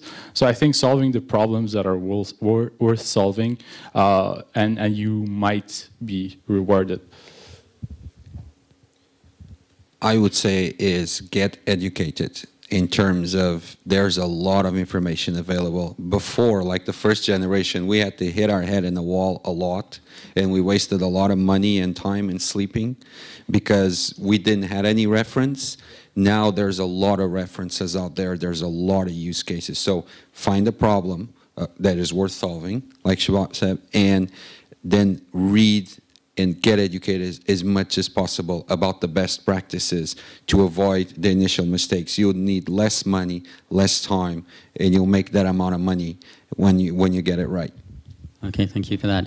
No, I think a few of you mentioned find a problem worth solving or solve a problem. And I recently read a book called The Four, which is about Facebook, Google, Apple, and Amazon. And one of the things that the author was talking about Uber is the reason why Uber is such a great product and why it's so popular is because it the owner or the founder of Uber identified friction and just took a lot of friction out of the process of finding a car, paying for a car. So you used to call a cab and then you'd be wondering, well, where is he? When is he coming? Why isn't he here yet?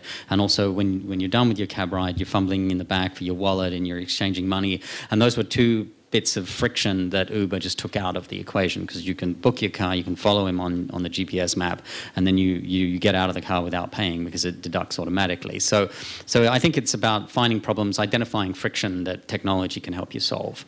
Okay, I'm going to wrap it up there. I'd like you to put your hands together for our panel and for Merit for such a great organization.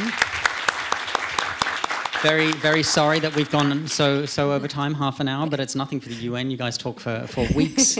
And please have a look at the white paper and share your thoughts with me. Thank you very much. Bye-bye. Thank you so much for the first panel. This was wonderful.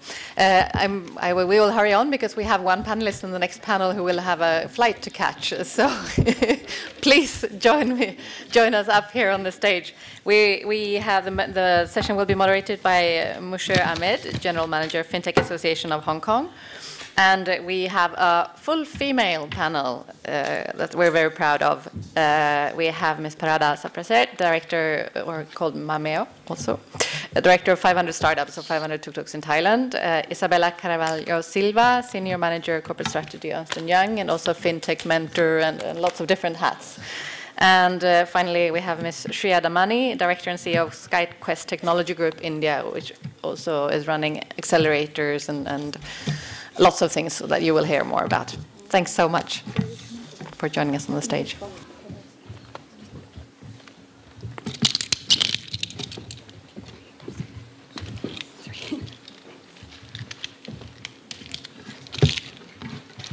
I think Simon's so used to not using his wallet, he's left it behind.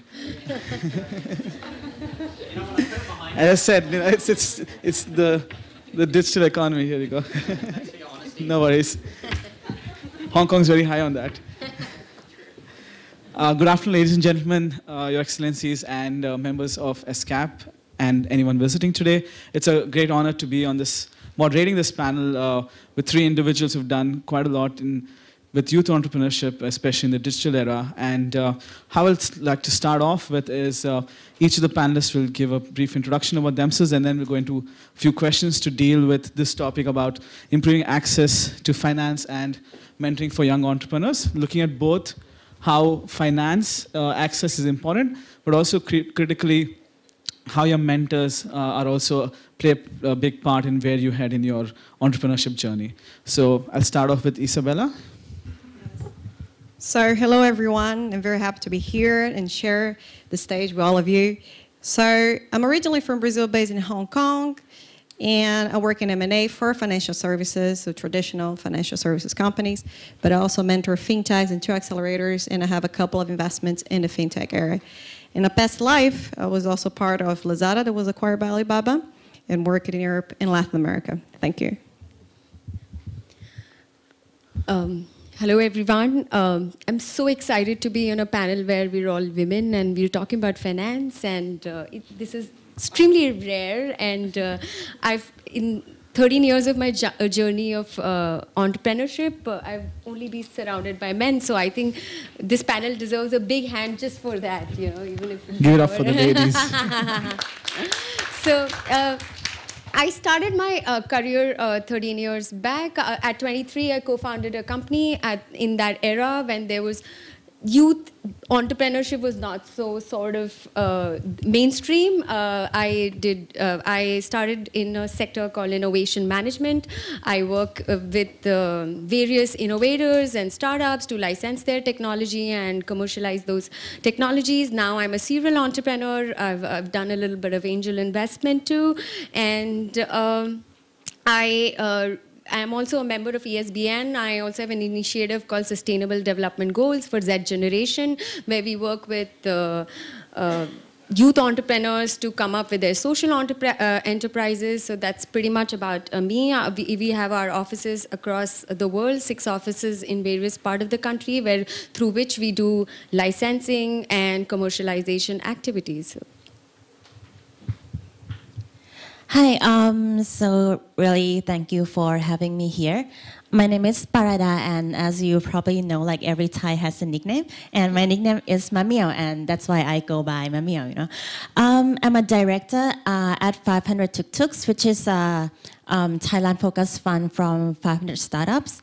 We are a venture capital fund that kind of invests all over the world, and that's our strategy.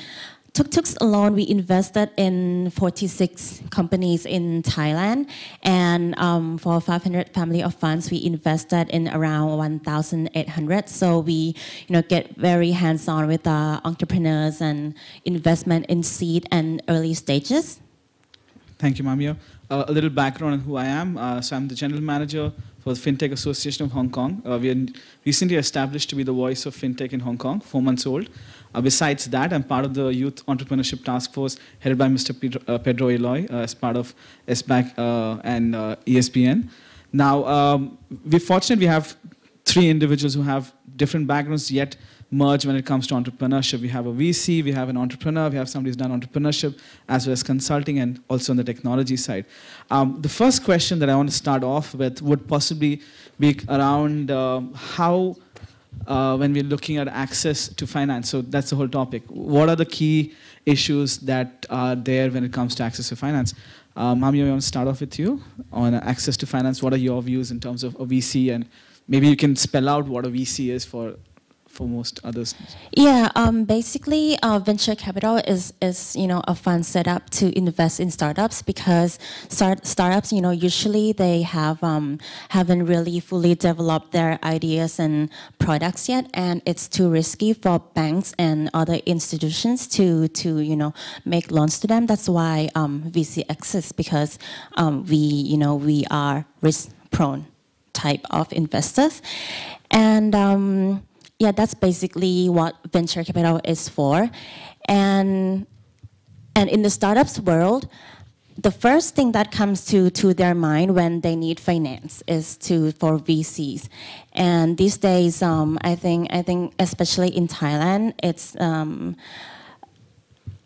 a lot easier for startups to raise funds by VCs. But back in the days, like let's say 5 years ago, it's extremely difficult for Thai people to reach out to financials like for VCs, because we didn't have any VC exist in Thailand. These entrepreneurs, they had to fly out to countries like Singapore or Japan, where the ecosystem is more developed, and they have like the corporate VCs, which can give funding to the like Series A type. But like right now, especially the past few years, we have a lot of VCs coming into countries, and I would say the sentiment of the investment in Thailand is like very, very jumping from where we were 5 years ago. But we have to admit that we still have a lot of problem accessing financial for young entrepreneurs and startups, because not everyone can get funding from VCs. Because VCs, we have different investment strategies, and each VC has different thesis. That's why entrepreneurs, they have to make a bit of research first before approaching VCs, or unless you get no funding from them at all. For example, if you just started with an idea, then the first place that you go is definitely not a VC. You might have to, use your own savings, go to family and friends, or if you are have connections or have more developed products, you might have reach out to angel investor, which they like to support business in early stage. But if you kind of have your products on track a little bit, then you can reach out to incubator or accelerator before going to VCs. And then if you are have a lot of users already, and then you get your your market, your customers, you are very on track and you want to scale, then maybe you can reach out to corporate VCs, which are in the field that you are related to. Thank you. Shiv, we've heard on the VC side and a little bit more on accelerators, incubators, but you also look at investing to other options. In the recent times, we have the phenomena of ICOs as well to throw into the gamut, which is, if done legitimately, is a way of raising funds. So what are your thoughts on how that's been going on, especially in South Asia, and the process you've seen in your journey the last 13 years as an entrepreneur? So, books, yeah. So, when you go to a startup conference, where is the most amount of people that you find? It's a question open to the audience. Which is the theme that you would find? I mean, so, the answer is obviously finance. So any panel where, you have 10 VCs, the room is full, brimming, and you don't know where you stand. So yes, I do understand that 4 out of 5 entrepreneurs that you go to would tell you that the hurdle that they're facing with their enterprise is finance. But when I step back a little bit and start thinking of accessing finance as and breaking down this problem, I first think of availability. Is availability of finance a problem? When we think of availability, I think we have enough traditional, non-traditional, innovative instruments that are existing to sort of access finance, right from grants, angels, and VCs like Mamiya mentioned. We're talking about newer methodologies like peer-to-peer lending. We're talking about raising finance on completely new technology platforms like initial coin offerings. We're talking about equity crowdfunding. So we're talking about a lot of products that exist. So where is the hurdle is the question for an entrepreneur. And in fact, you know, when I speak to, in my 13 years of journeys, I've made a lot of friends in the VC circles, and I've also made a lot of bankers at my friends. And, you know, trust me, their performance and bonuses depends on getting good deals. So, you know, they keep asking me about better deals. So they're struggling more than you're struggling here in terms of looking for finance. So when so there is more money than good ideas, you know, existing out there. It's just about finding the right fitment and right communication. So as Mamiya rightly mentioned, that we when we are going to raise funds, are we going to the right sort of financial product for our fundraising, and are we also going to the right sort of, I mean, communicating this whole idea rightly to the VC or the banker?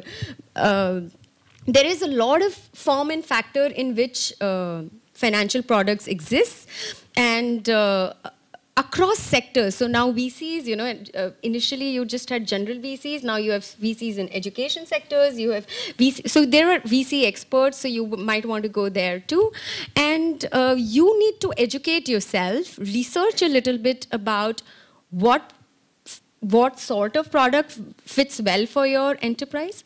Also look at finance as an enabler and not as a success itself. So, you know, a lot of us look at finance, at least in South Asia, we have newspapers and headlines filled with this startup raised this much amount of fund, and that particular startup founder becomes a hero in the ecosystem. But, you know, raising fund is just a means to get to the point where you are being able to grow the business. So I think these are the kind of factors, thought processes you will need to have before accessing finance, or factors as you... I agree. I think one of the things you see with startups is you're looking to raise monies, but if you go back to the old ways of entrepreneurship, the way you made money was by selling products, and you had your revenues, and that's how you grew your shop. If it was a shop, you can't go around asking people for invest on an idea, right? You make your money and you grow it. That was the way it is. To broaden Shreya's point, in India, the top 10 firms by valuation, there's only one firm that makes money with net profit money in the year, right? And you're talking about some of them which are valued at over $10 billion here. So that whole point comes back to, are VCs getting the value? Is there profitability? Now, in the process, as we go in terms of picking up entrepreneurs or entrepreneurial journey, incubators and accelerators play a big part, especially if it's early stage or you're at a growth stage. So what is your experience with them? And you've been a mentor with that, as well as dealing with, now with EY, you also deal with M&A. So you're looking at a process of both early stage as well as mid-stage to later stage companies in terms of raising finances. So what are your thoughts on that, Isabella? So there are two different things I think it's important to add. So the first one is that there are different sources of funds, as they rightly mentioned. They're going to depend on the stage of the company, on the sector in which the company is, and which is the value proposition they're going to bring. So it's very important to do this match, to do first, from a startup perspective, a mapping of your different options, and then prioritize your options, and then focus on those specific options with a very narrow value proposition. I would just like to really put a very important note to that, because today, and this is what I've seen by mentoring startups over time, that some time ago you could have a very e-commerce-y type of speech, right, of pitch. Say, okay, I'm going to get millions of customers, I'm going to check how I'm going to monetize those customers later on. But now this has really changed, and you need to have much more traction. You need to have a very specific monetization model and make sure that you control your customer acquisition costs. And so then you can go to see either VCs, CVCs, or more complex investors. So that's the first point. Then on the second point, on the role of accelerators, mentors, in the ecosystem to really develop the startups. So theoretically, an accelerator is there to help companies to get specific skills that are going to help them in a short period of time to really accelerate their businesses. They're also there to give them access to a very valuable network. Well, this is theory. In practice, this is not necessarily the case. So the model is under scrutiny. We've seen, even in the region, some well-known accelerators closing, or we hear rumors of some other accelerators that will close because it depends on government funding, and they don't have any success up to now. One might argue that this is because this is a new model for the region, which is partially true, but this is also because when you look at the different accelerators that are out there, many of them, they are just trying to teach startups very basic skills that apply across sectors. They're important, absolutely. You need to know how to do your business plan, your pitch, et cetera, et cetera. But oftentimes you need much more than that. You need sector knowledge. You need to have access to more senior people. And this is not necessarily happening.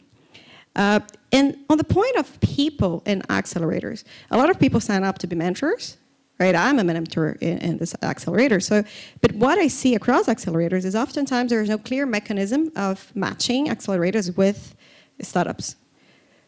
And this creates a problem because most mentors are there to help as, you know, you're volunteering for them, right?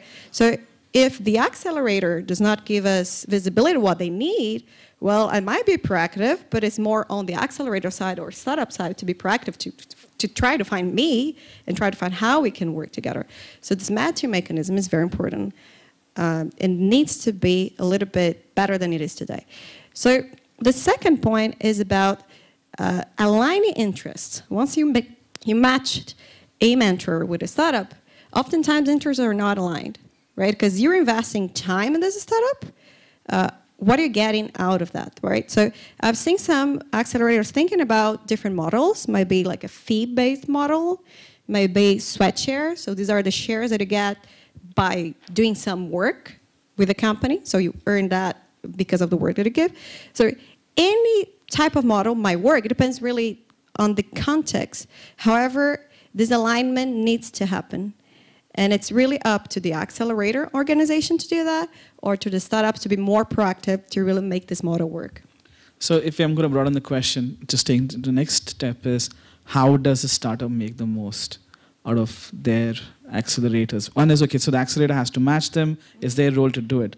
Now let's assume I get a mentor who is probably aligned with my industry, right? How do I deal with it? So there are two levels to it. One is with an accelerator, but secondly, also how do you retain your mentor for a longer period of time beyond that 8 weeks to 12 weeks that most accelerators run for? That's exactly the case. And I would even go one step behind that. So first, do I need an accelerator?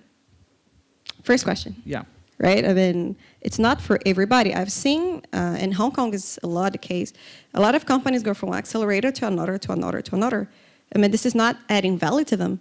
As investors, say, why have you been to so many accelerators? You do not have sufficient market success yet.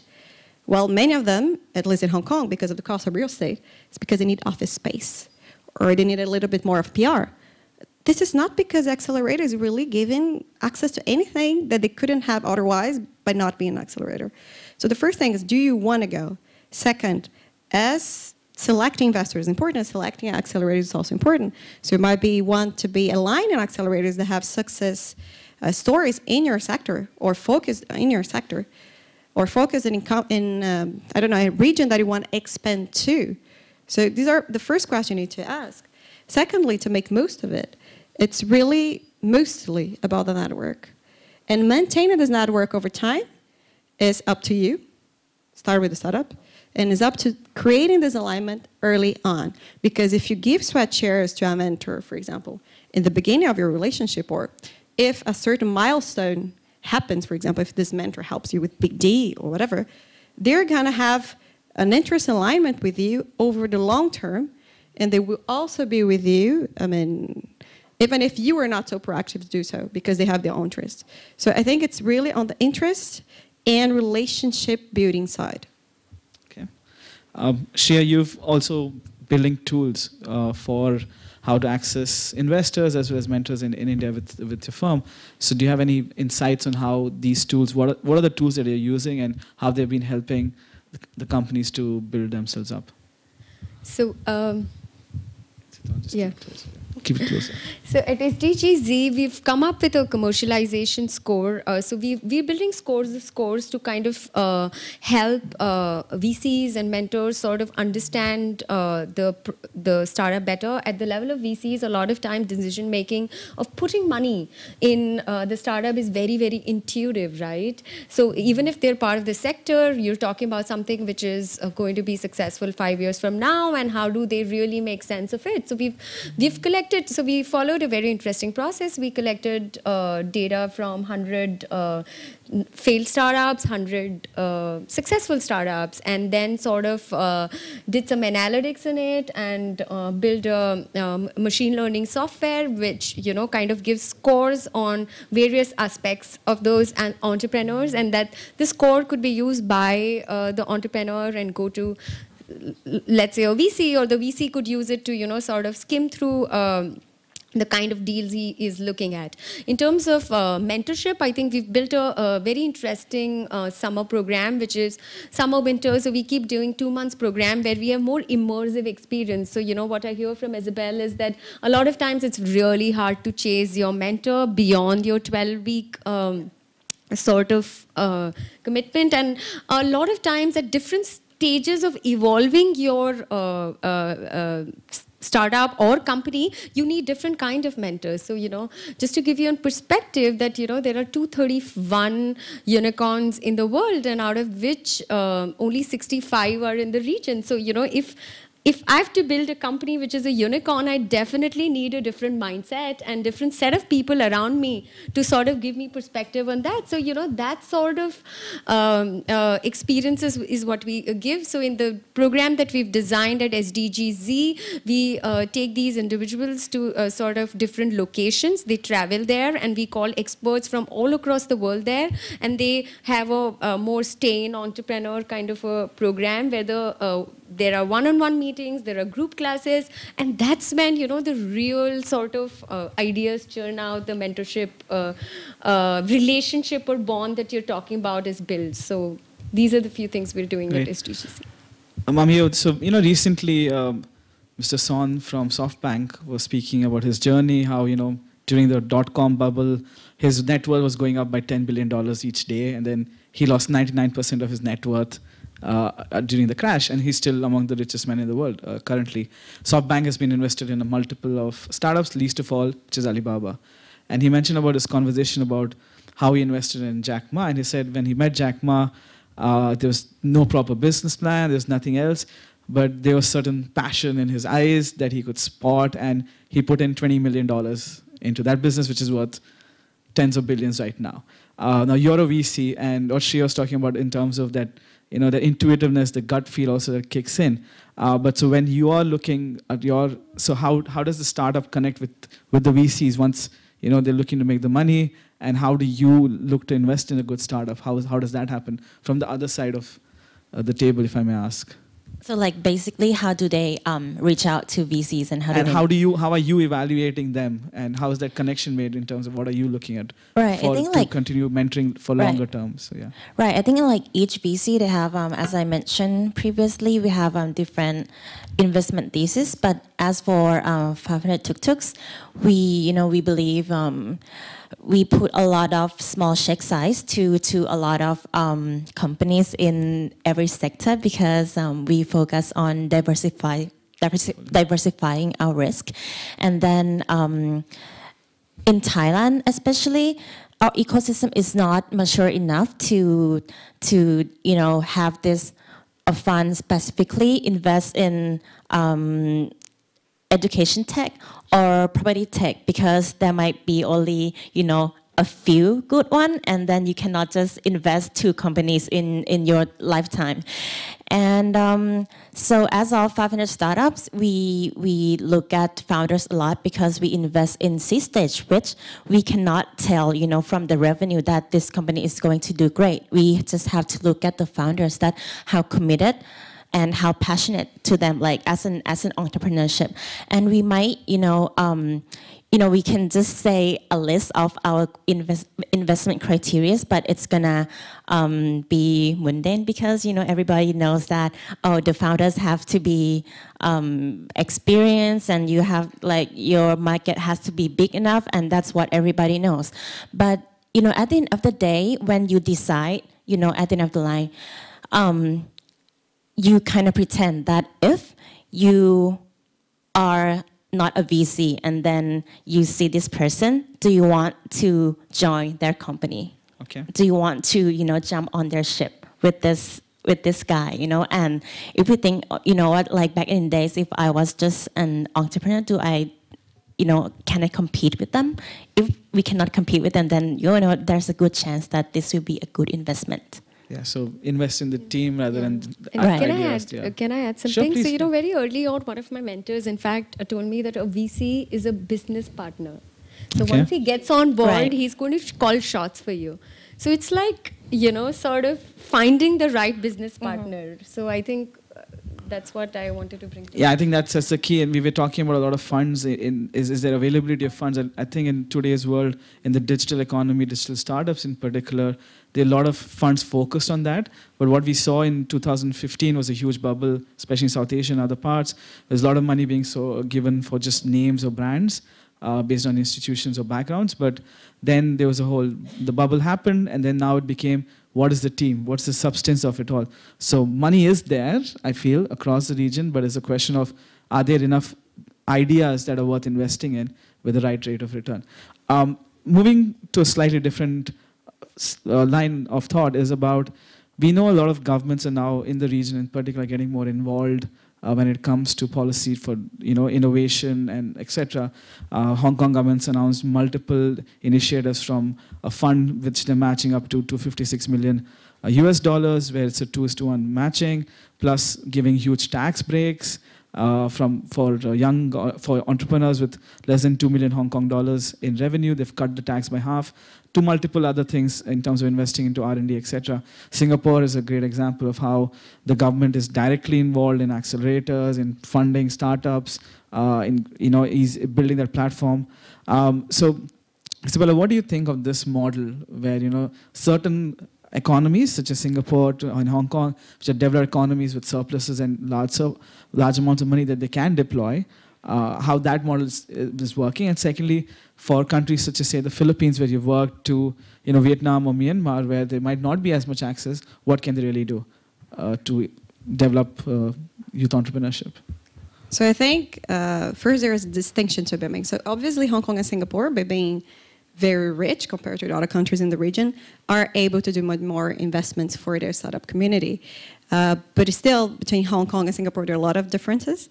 And Singapore is much more top-down and invests much more than Hong Kong on a total basis, right? And they have specific sectors in which they focus. They have a very, very clear startup strategy. Hong Kong is investing now, but after Singapore to catch up. But the reality is Hong Kong is much more market-driven, so bottom up to top down. So these are two different approaches that have good and bad sides to it. So maybe in Singapore, there are still companies that are alive. They shouldn't be alive just because the high availability of capital and incentives by the government. So you're creating a mini bubble of good ideas, but not good enough to be funded. It's like the Fed buying up the treasuries in the US, basically. Yeah, it can be also the case, because the point is that you say, okay, there's sufficient capital, yes, but is the capital allocated to the right geographies? Not necessarily. So that's one point. In Hong Kong, on the other hand, I mean, most startups that are still alive, they have a reason to be alive. So that's the first point. Secondly, it's not only about money, because jurisdictions like Hong Kong or Singapore are super expensive. So even if the government gives a lot of incentives, over time you need to have a business model, like a proper business, otherwise you're not going to survive at such costs. And for many of the companies establishing those jurisdictions, they're establishing there for many reasons that we can talk about, including taxation, also transparency of the business model, right? But their markets are in Southeast Asia, their markets are elsewhere. So, so they are also in other countries. So is money sufficient to a business that is just in Hong Kong or just in Singapore to survive? Not necessarily. The rest of the ecosystem needs to be there. Secondly, for the countries that do not necessarily have the same budget, what can they do? So first, I mean, leverage this opportunity of being cheaper now in order to attract companies that might need to do certain businesses in this country, and also attract with the size of their markets and with the under-penetration of many products. So for instance, in the fintech area, if you look at Southeast Asia, there is a gigantic opportunity, and it is still to be tapped. So one example would be, for example, regulatory sandboxes that we are seeing in many jurisdictions, and they can really help companies enter the market, do proof of concepts, and also market their products, because once you've done a test with the government, your product is vetted. So incumbents will look at you with a different eyes. VCs will look at you with a different eyes. So the government, even if they're not putting money directly in the company, they're enabling the company to have money either via revenues from the clients they're going to get, or from investors are going to see these companies with better eyes. Thanks. Shreya, in India, you're seeing from Digital India initiative from the Prime Minister all the way to Mr. Chandrababu Naidu and, you know, blockchain, Andhra, you know, the whole push towards that side, and Visakhapatnam having the conferences. So there are different approaches each one is taking, and Make in India is a big push. So there are government policies that are coming through. But what are you seeing on the ground? And this is not a question of what the government is doing right or wrong, but how do you see these policies, and how do you, you know, see them developing in the future? So I definitely see these policies as a great push towards job creation, because we're 1.8 billion youth, I mean, across the world, and a large chunk of it belongs to India, and we would need more jobs. So I think it's really important to have more and more startup entrepreneurs. So again, early on, one of the mentors in my life told me that government is always an enabler. Never look at it as a customer, or never look at it as a business partner or a VC. So, you know, these grants are just to help you through the valley of death. But what's really important is to sort of course, at the entrepreneur level, you know, you should have enough market for your product and so on and so forth. But also look at some more commercial funds, because they are far more flexible. They have less compliances. They make your organization startup by definition needs to be something sort of an enterprise that needs to move fast, and that is the kind of capital you'll like to bring in. So, you know, in my opinion, a lot could be done at the level of incentivizing other investors. So, you know, having qualified set of large pool of angel investors, you know, where you're giving them tax incentives as a government across the region, you could probably sort of fuel the whole cycle of and not needing a lot of funds later, like in countries like Philippines. You can also incentivize, I mean, government regulation also needs to move really fast because the technology is moving fast. You mentioned blockchain, so, you know, we still don't have regulations around that, and a lot of people really don't know what to do about, you know, their startups in blockchain or otherwise. Can they go for ICOs? Equity crowdfunding is again not a qualified way of, you know, looking at, you know, SECs don't look at it in, have no regulations around it. So these are few things that the governments can think about in terms of sort of fueling the whole system. At the ground level in India, I think our current Prime Minister is doing a great job at engaging with young entrepreneurs. We recently had something called as Champions of Change. I think three of us in this room attended Champions of Change. It's the first time in our lives where government gave us calls, so usually in India we have, and everywhere across, you need to reach out to the government, but government officials called us, spoke to us about the problems that we're facing, sort of came up with solutions. We were connected to individual ministries, and each time we are engaging with them, we are getting solutions.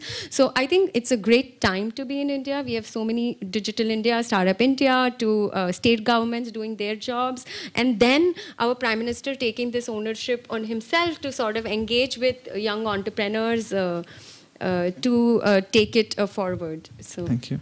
I mean, I think if I'm right, it's Thailand 4.0 is what Shannon was talking about, and the vision going forward. And Thailand happens to be one of the largest in the region, in the Mekong Delta, as they say. And how are you seeing that development take place in the last few years? You moved from investment banking into the VC world, and there must be a reason why that attracted you, because there's traction in the region. So how's that being fueled from a policy perspective? What do you see?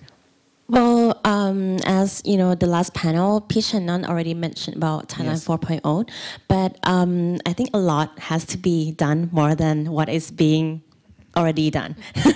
Yeah, because actually, comparing to nearby countries in the region, I think Thailand is by far falling the most. We're trying to catching up with other countries. For example, as a VC, at first when we established in Thailand, we faced a lot of regulation problems, both normal regulations and the Bank of Thailand regulations, because we are dealing with finance, and it's quite difficult to move the fund around between countries, because they have this regulation where they control the currency. Sure. Yeah, exchange. Yeah. So we had to work a lot on that, but it's getting so much better, because right now we have the government, which they just set up a ministry where they address this issue, and they help everything with the digital economy. Okay. So right now, I think we are having a lot of more relaxed regulations and better tax incentives. Okay. But these are still need to be worked on a lot, because to be honest, a lot of startups in our portfolio, at first they would register the company in Thailand, but when they mature to be Series A's, they would move to Singapore. Yeah, okay. And that's something I think we need to work on, what can we do with the regulation to retain this talented, to be in this country. Sure. And it's also about tax. Yes, about tax a lot. That's very important. And one thing that I'd like to add up is, because this is one thing that we're seeing in many countries here, that by definition many of the economies have been closed. When you look, for example, Vietnam is worse than Thailand in that sense in terms of controls. So there's one thing, there's underlying economic control that will evolve over time. So it is still going to be difficult to do business in, but the market is big enough to attract flows. But secondly, in terms of regulation, there's a big opportunity there. And I'm talking about fintech, which is an area that I really do care about, of regtech companies not only helping banks to report to regulators, but helping regulators to have better processes and more automated decision-making, in order to make life easier for everybody. So there is an opportunity also to have the government as a client, even if I deeply agree with you that they are mostly enablers, but technology can also help the government to be more efficient and help business to flourish. Shreya, you had something to add? Yeah, so I think what you guys are arriving to is a lot of us in India also moved to Singapore because of the ease of doing business there. So that's another sort of dimension that we need to speak about in terms of the whole ecosystem. And also some sort of governments like the US has B Corps, and they give you some sort of advantages in terms of reporting double bottom line, where you're not only reporting your profits, but also reporting how many lives you've touched, and that sort of newer mechanisms of looking at corporate governance have to be brought in countries like Asia Pacific. So we I think are getting close to our time. So I have a last question and move on to the audience questions. All three of you, as was introduced, was an all-women panel. I'm a moderator on the side. But I see a lot of, if I can use the term, an improvement in how we're seeing a lot of women involved from young age all the way to the corporate level where they are actively engaged. And it's not a question of the gender, but the fact that they have achieved the success on their own ability and merits. In the region, in particular in Asia Pac, culturally to a certain extent, there were reasons why there were lesser women actively involved in businesses, and we're starting to see the change due to different initiatives. So a quick thought on how you've seen this journey and how you're seeing this going forward. Looks positive from where I'm sitting, but is it the same from what you're looking at? So Isa, start on that. So I mean, you've come from Latin America, I come from Brazil, so we could stretch the Pacific on the other side, but yeah. Yeah, this is sad, because I mean, I lived also in Europe, so you can see the difference in each one of the regions. And obviously, Europe is top in terms of accepting women in the workplace if I compare it to Asia Pac and also Latin America. They have different culture perspectives on what is the role of women. But I think generally, it's getting better. Still a lot to be done, though. And I would say that particularly in tech, this is true. And I think the two things should be done in order to make it easier for us to be in the area. So the first one is raising interest on tech, and in my case also in financial services for girls since the beginning. This is one of the things that we are trying to do in one of the initiatives with the ESPN Young Entrepreneurs Task Force that is chaired by Pedro, who might be here somewhere. So one of the initiatives is to give mentorship to girls in high school and also to help them have access to different career paths. To say, okay, you do not necessarily need to work in this big company that your family wants to, but you can explore other options. So one of the things that we're planning to do, and we're going to put in place very soon, is to help them shadow women that are entrepreneurs. So they're going to be seeing on a day-to-day basis what it is, and then do a report on that, and understand what is better for them in the future. We're also planning to have some events in which they're going to be learning about blockchain, for example, also to raise this interest in technology. So if there are more women to begin with that are interested, the output over time is going to be having more of us naturally in the workplace, right, in technology and more technical backgrounds. And the second one is really also raising the opportunity for those who are already there. Because oftentimes I receive invitations that say, okay, we have this fantastic tech conference. Come here. I say, okay, maybe, right? What do you want me to talk about? Women in tech. I'm like, okay, can I stop just talking about being a female? If you want us to have a place in tech, please give us the opportunity that they have given us today to talk about business, to talk about technical things and show that we can do it. Right? So I think that's very important, and thank you very much for giving us this opportunity, right? Sure. Shia?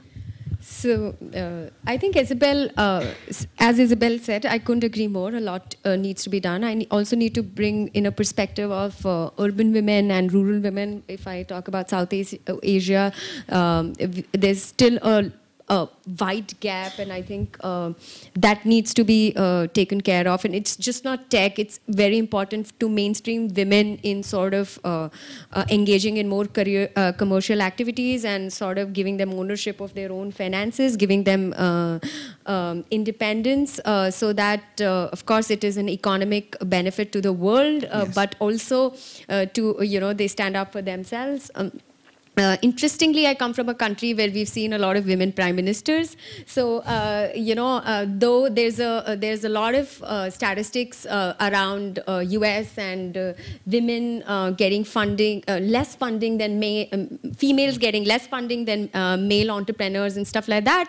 I would like to check my own country's statistics, because I think acceptability in my country is higher. But I do understand that when you have to rise a corporate ladder, or you sort of are, women are only looked at in my country with certain sectors, so you could be a part of a lifestyle industry, or you could be part of a education industry. But if you have to be sort of an infrastructure player, you don't really look at women like that. So that sort of social norms have to be changed. So I think a lot of work has to be done in all of these areas. Government and private sector has to support women with a lot of infrastructure, so that through their biological life cycles and through their career cycles, they can sort of still be at the top and not have to opt out. So these are my... I think I'm going to use an analogy.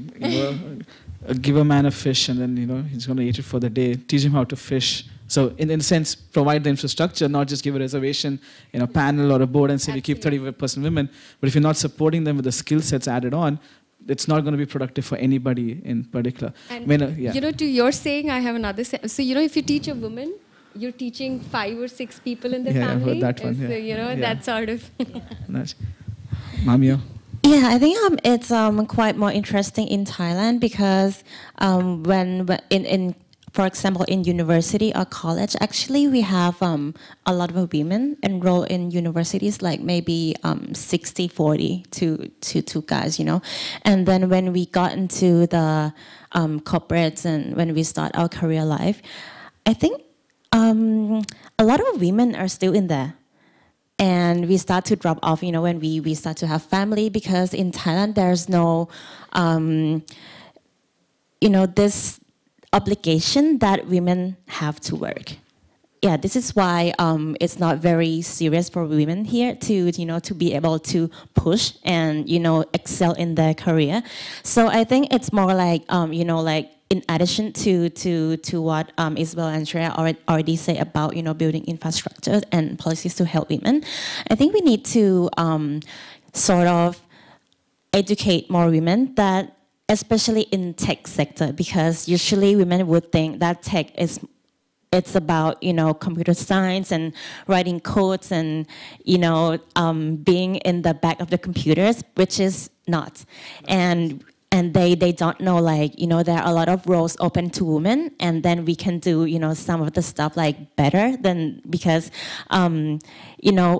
for example, the tech company, there are a lot of, functions in the company, not just coding.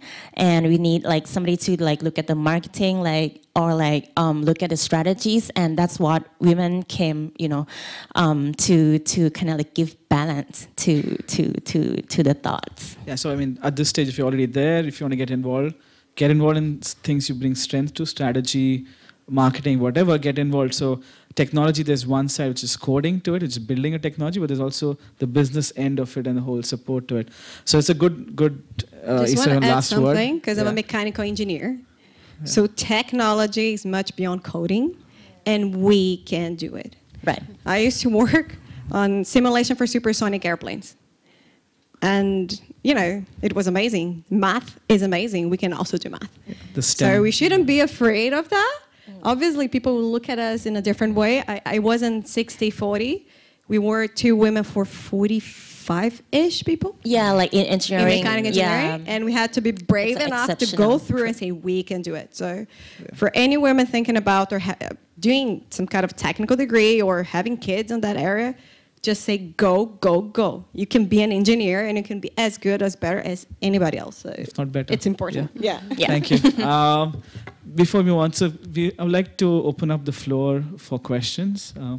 We have one here, quick. Please go ahead and ask your question. And the panelists too would like to ask a question too. Hi, I'm Eric from the Bangkok Post.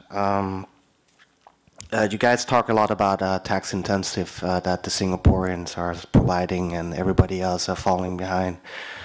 Can you provide some specific, tax intensive or regulations that are working in Singapore or in Hong Kong that could be applied to any other countries in Southeast Asia? And second part of the questions would be for Isabel.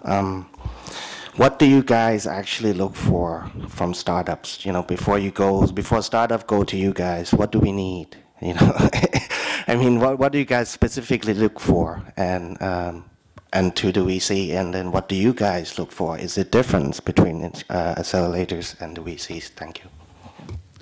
So we'll take the first question, which is regards to incentives in Singapore or Hong Kong. For Singapore, obviously I don't know all the legislation, right? But there is a tax incentive in which your profits, so they're already, so first point, if you already compare Singapore to the rest of Southeast Asia, taxation is already lower.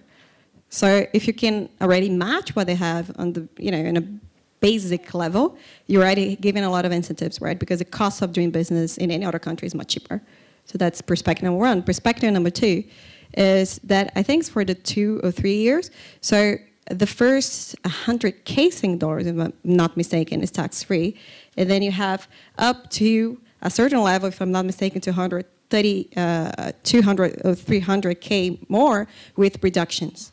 And for the rest of your profit, you already applied this lower tax that they have. So, I mean, everything is very clearly available, and that's what she was talking about in terms of easy of doing business in Singapore and the government website. And on top of that, obviously, the government gives a lot of other grants via different government institutions. And there are also LPs in many of the funds, so the government is also giving money to the funds to invest then on startups, so increasing availability of capital.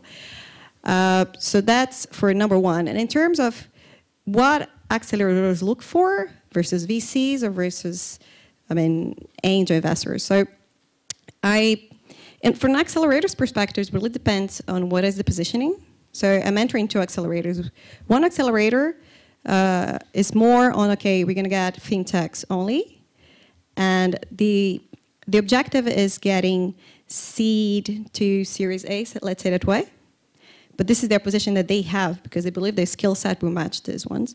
The second one has a different position that says, we want to get both very developed companies and seed, in very small ones that can be just idea stage together, because we think the first, they can have a synergy, and secondly, from our monetization model makes sense. So either you're going to get shares for the small ones and fees for the larger ones. So, it really depends on which accelerator you're talking about. Yeah.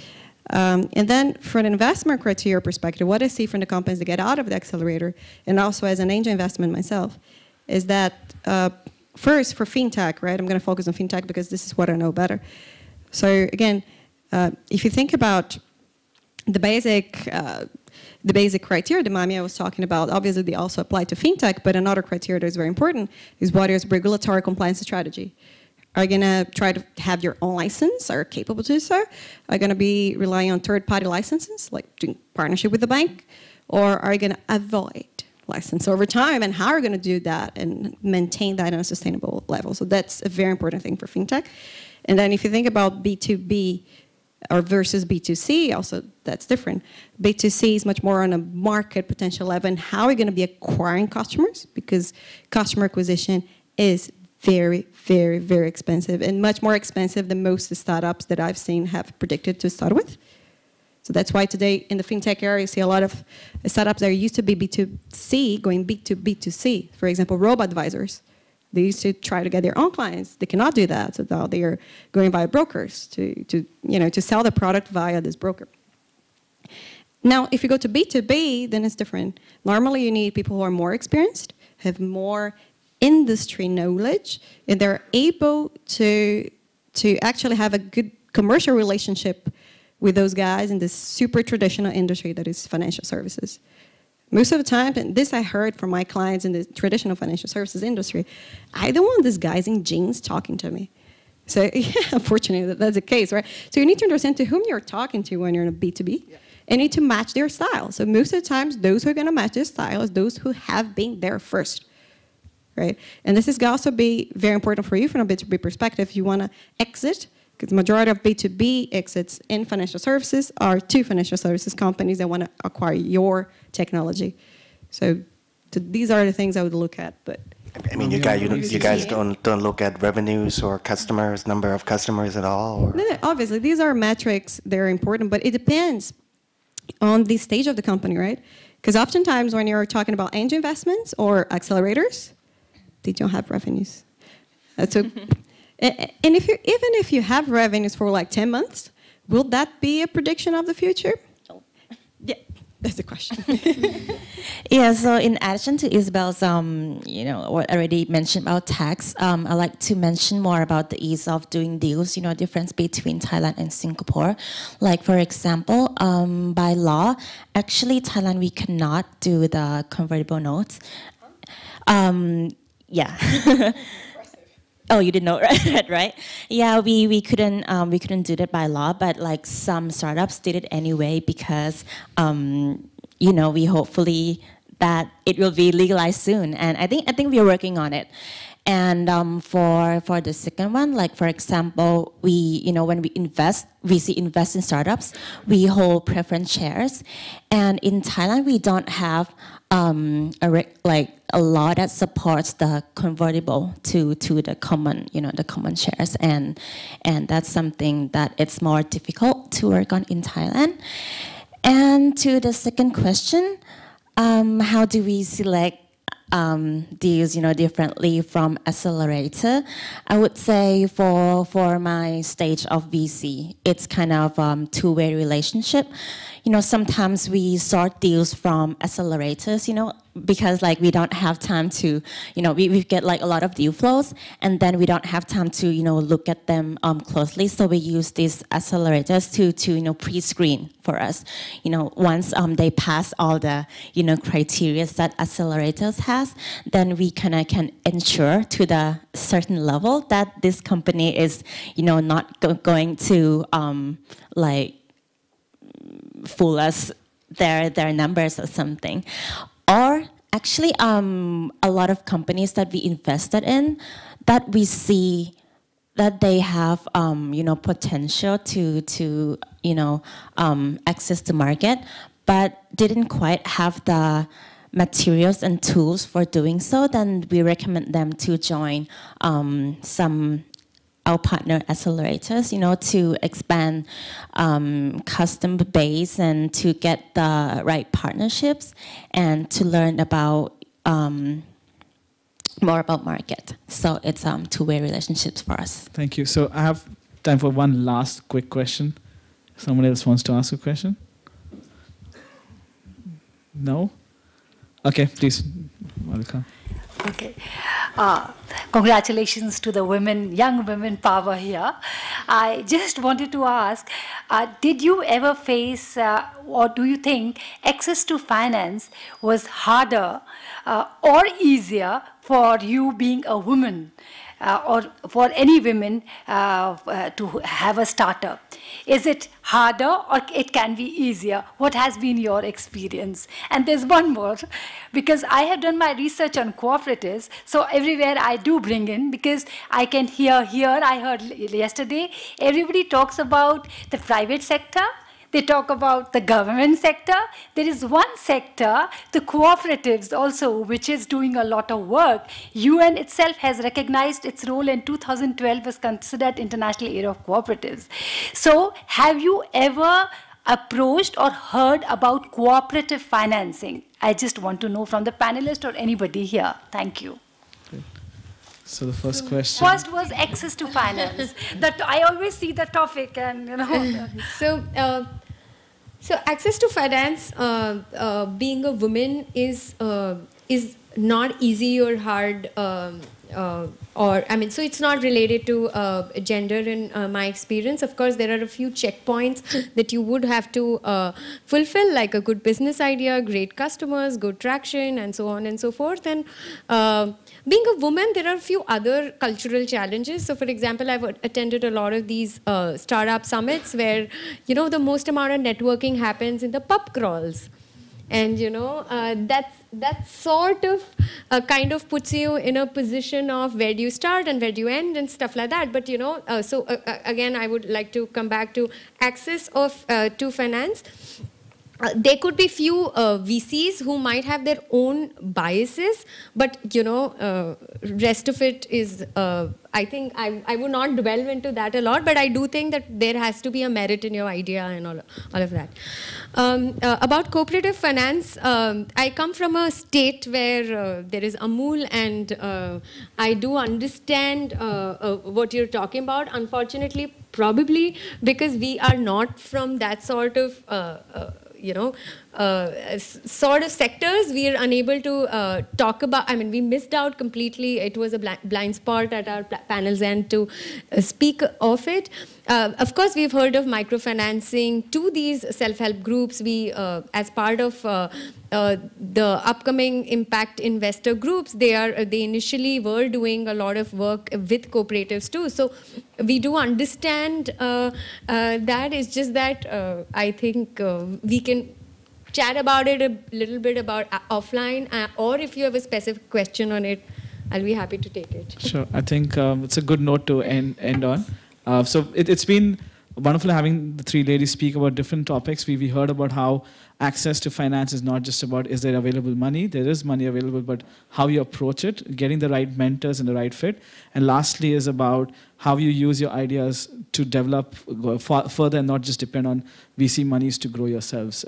Access to technology is there, but access to money will come if you have the right solution for a problem rather than going and saying we have a solution and trying to find a problem for that, right? So thank you once again, and thank you all for listening into our panel today. Thank you. Big hand to the panel. Thank you so much. And as you've probably figured out, we are skipping the so-called break that is long past, and we're continuing immediately to session 3. So I'm happy to invite up Mr. China Prayon, Director, New Ventures and Entrepreneurship, National Science, Technology and Innovation Policy Office of Thailand, who will be able to fill in some information on what the government is doing here. Mr. Tuntun Naing, President, Myanmar Young Entrepreneurs Association. Mr. Hans Lukiman, Director, International Affairs, Indonesia Young Entrepreneurs Association. Mr. Mark Rivera, Vice President, Philippine Young Entrepreneurs Association. Mr. Laurent Timmermans, Founder and Managing Director of Athens Asia Consulting. And this will be moderated by Mr. Savinda Ranatunga of UNDP. So this is an all-male panel. Yeah, thank you so much. I'll give you a few minutes. Which we normally try to avoid. But everyone settle down.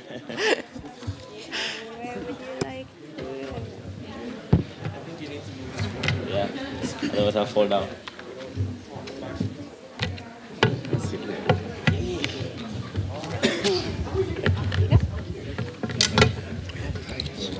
Give me that. Come back.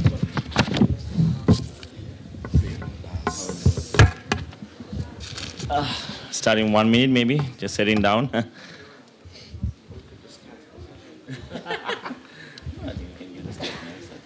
think these questions were raised already in the first panel, right? On the digital nomads and stuff. Pretty good. That's good.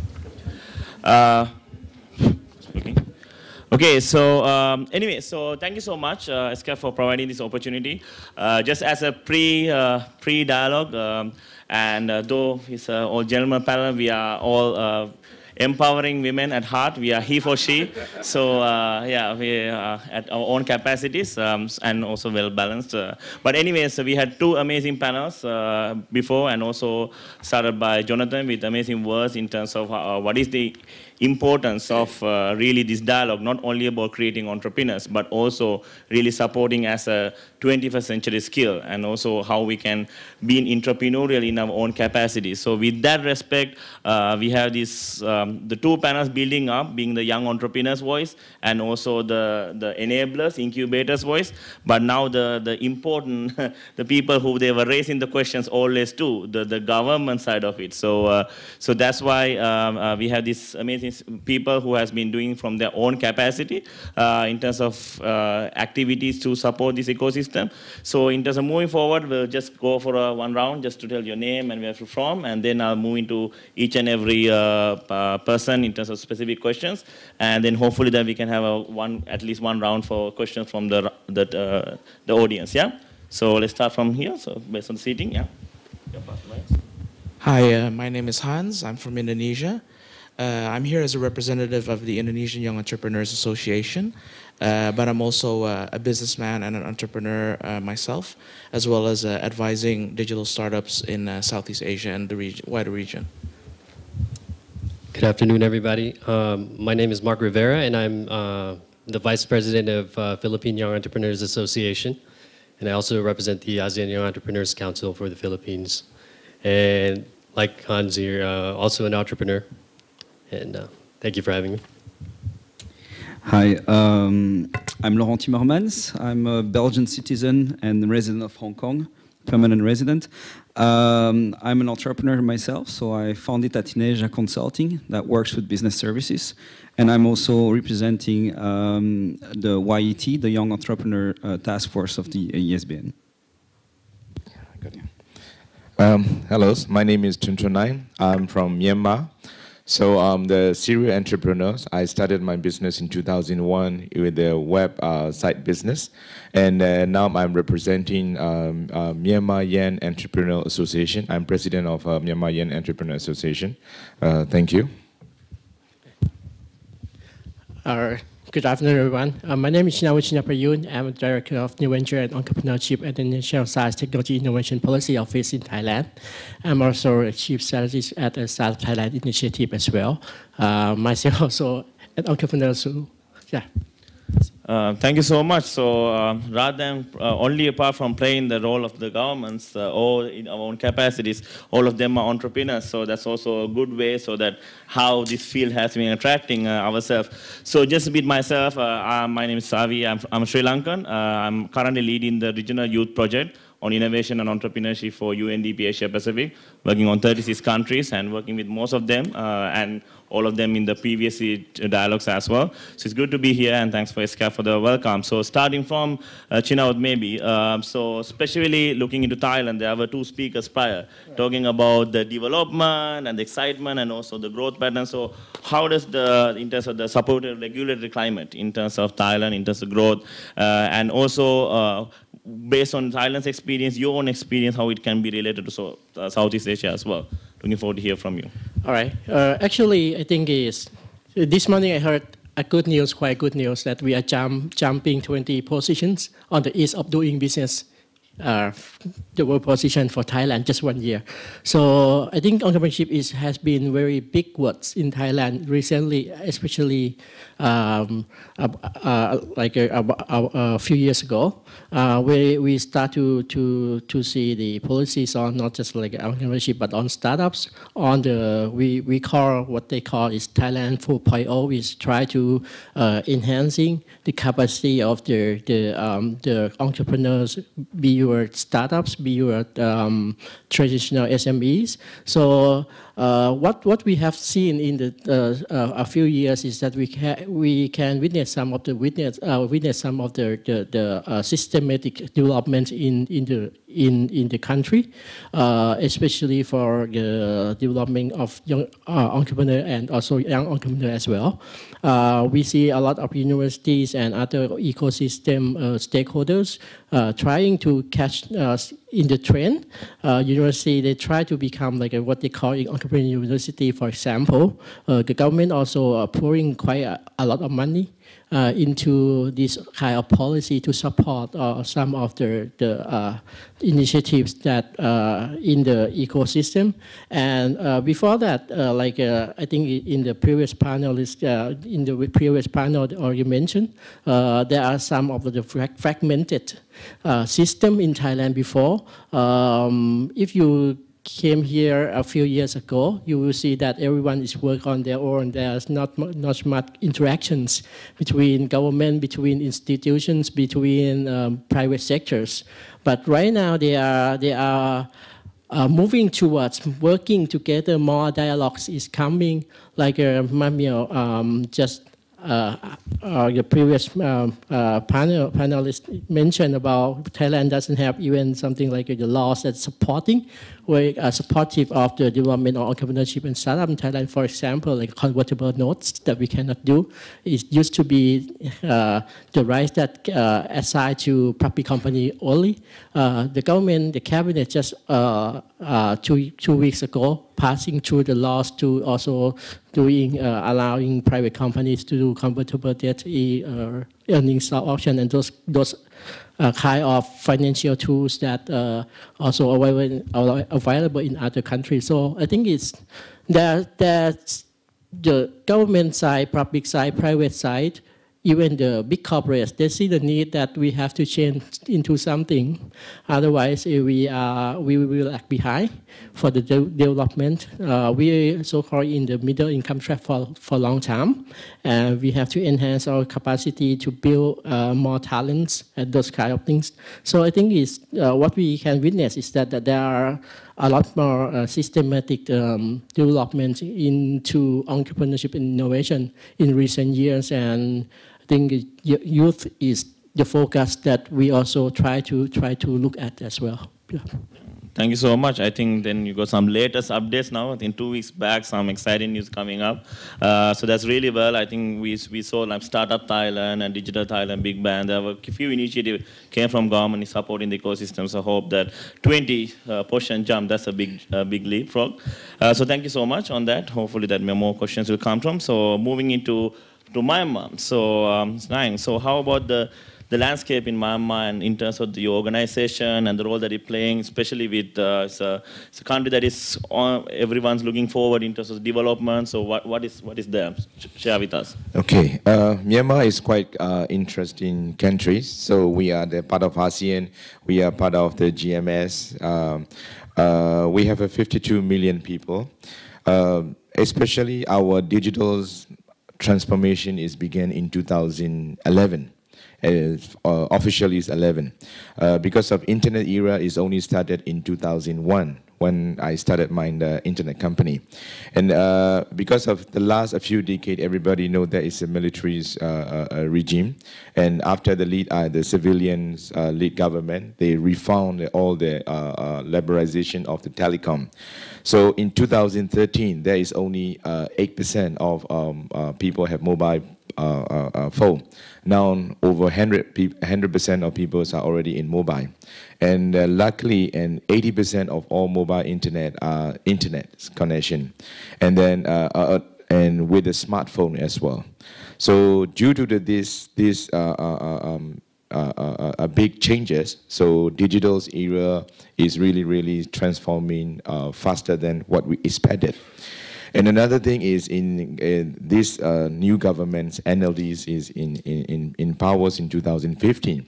They announced that is 12 economic policies for the whole country, Myanmar economic policy. One of the policy is establish technical systems and procedures to support the intellectual property right. It can encourage innovations and development of advanced technology. So it means that the government is really supporting for technologies changes.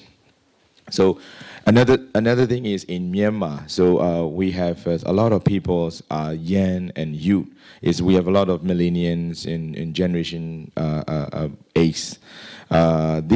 These people are really, driving into the economic factor. And for me, for myself, we are doing one of the app is called Dr. On Call app. So this is also, we are supporting UN SDGs, so goal number 3 is ensure that it's a healthy life and promote well-being for all at all ages. It means that it's a difficult asset for all the rural people cannot access the medicals and health information through to this app. So everybody have a universal access of the healthcare in Myanmar. So not only this, but also all the youth have been creating the digital platform for the government, digital platform for the public, transportation system, its mobile app, etc. So Another thing is recently, and what they found is the government found another is called a Digital Economy Development Committee.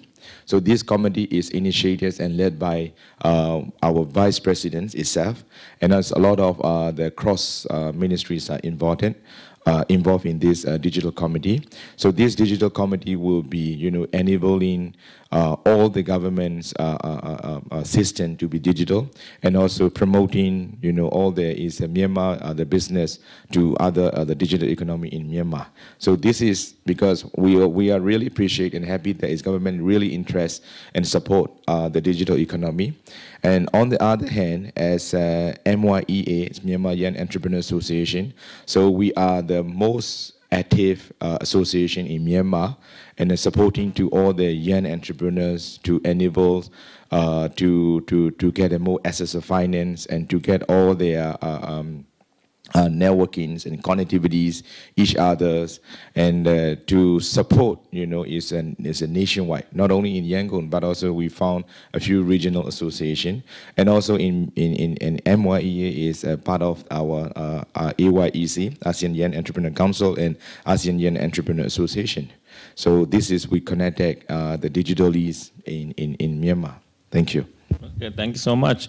I think over 4 years, 8% to 100%. So that's a big change already. I think the economic value output is coming up. I think it's echoing. I think both governments are having this the cross-ministerial, both in terms of development in this field. So it's good to see some of the activities taking place. So moving into Indonesia. So Hans, what are the regulatory environments in Indonesia for the startups ecosystem, and also what priorities, because Indonesia is with the capacity it has, and also with the bulge, youth bulge over there as well, what should be the priorities that should be focused on as well? Yeah. I think as with anywhere in the world, the regulatory environment in Indonesia is still playing catch up to the startup sector, and particularly digital startups. But I think in Indonesia it's more a case of the absence of regulation having helped rather than anything. In Indonesia, we have a propensity to kill with kindness and to over-regulate. So it's been a positive that the fact that the regulatory system has not caught up yet has allowed companies to sort of freely operate in a huge sandbox.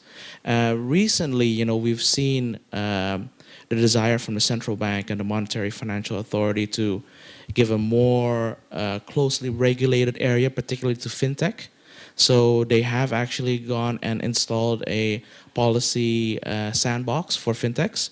But I think outside that area, it's still pretty much a blue sky for startups.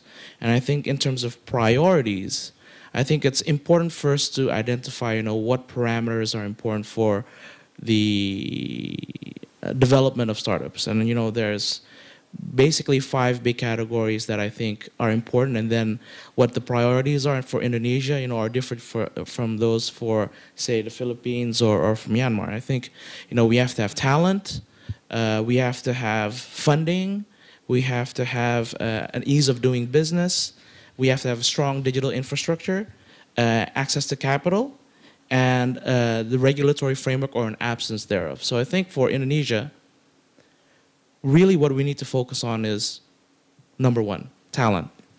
And I think Indonesia and the recent success we've had in the startup sector sort of is mirroring that of China a little bit, where we have a huge amount of the well-educated, foreign-educated middle class coming back to Indonesia and then picking up, things that they've seen over there and then implementing those in Indonesia.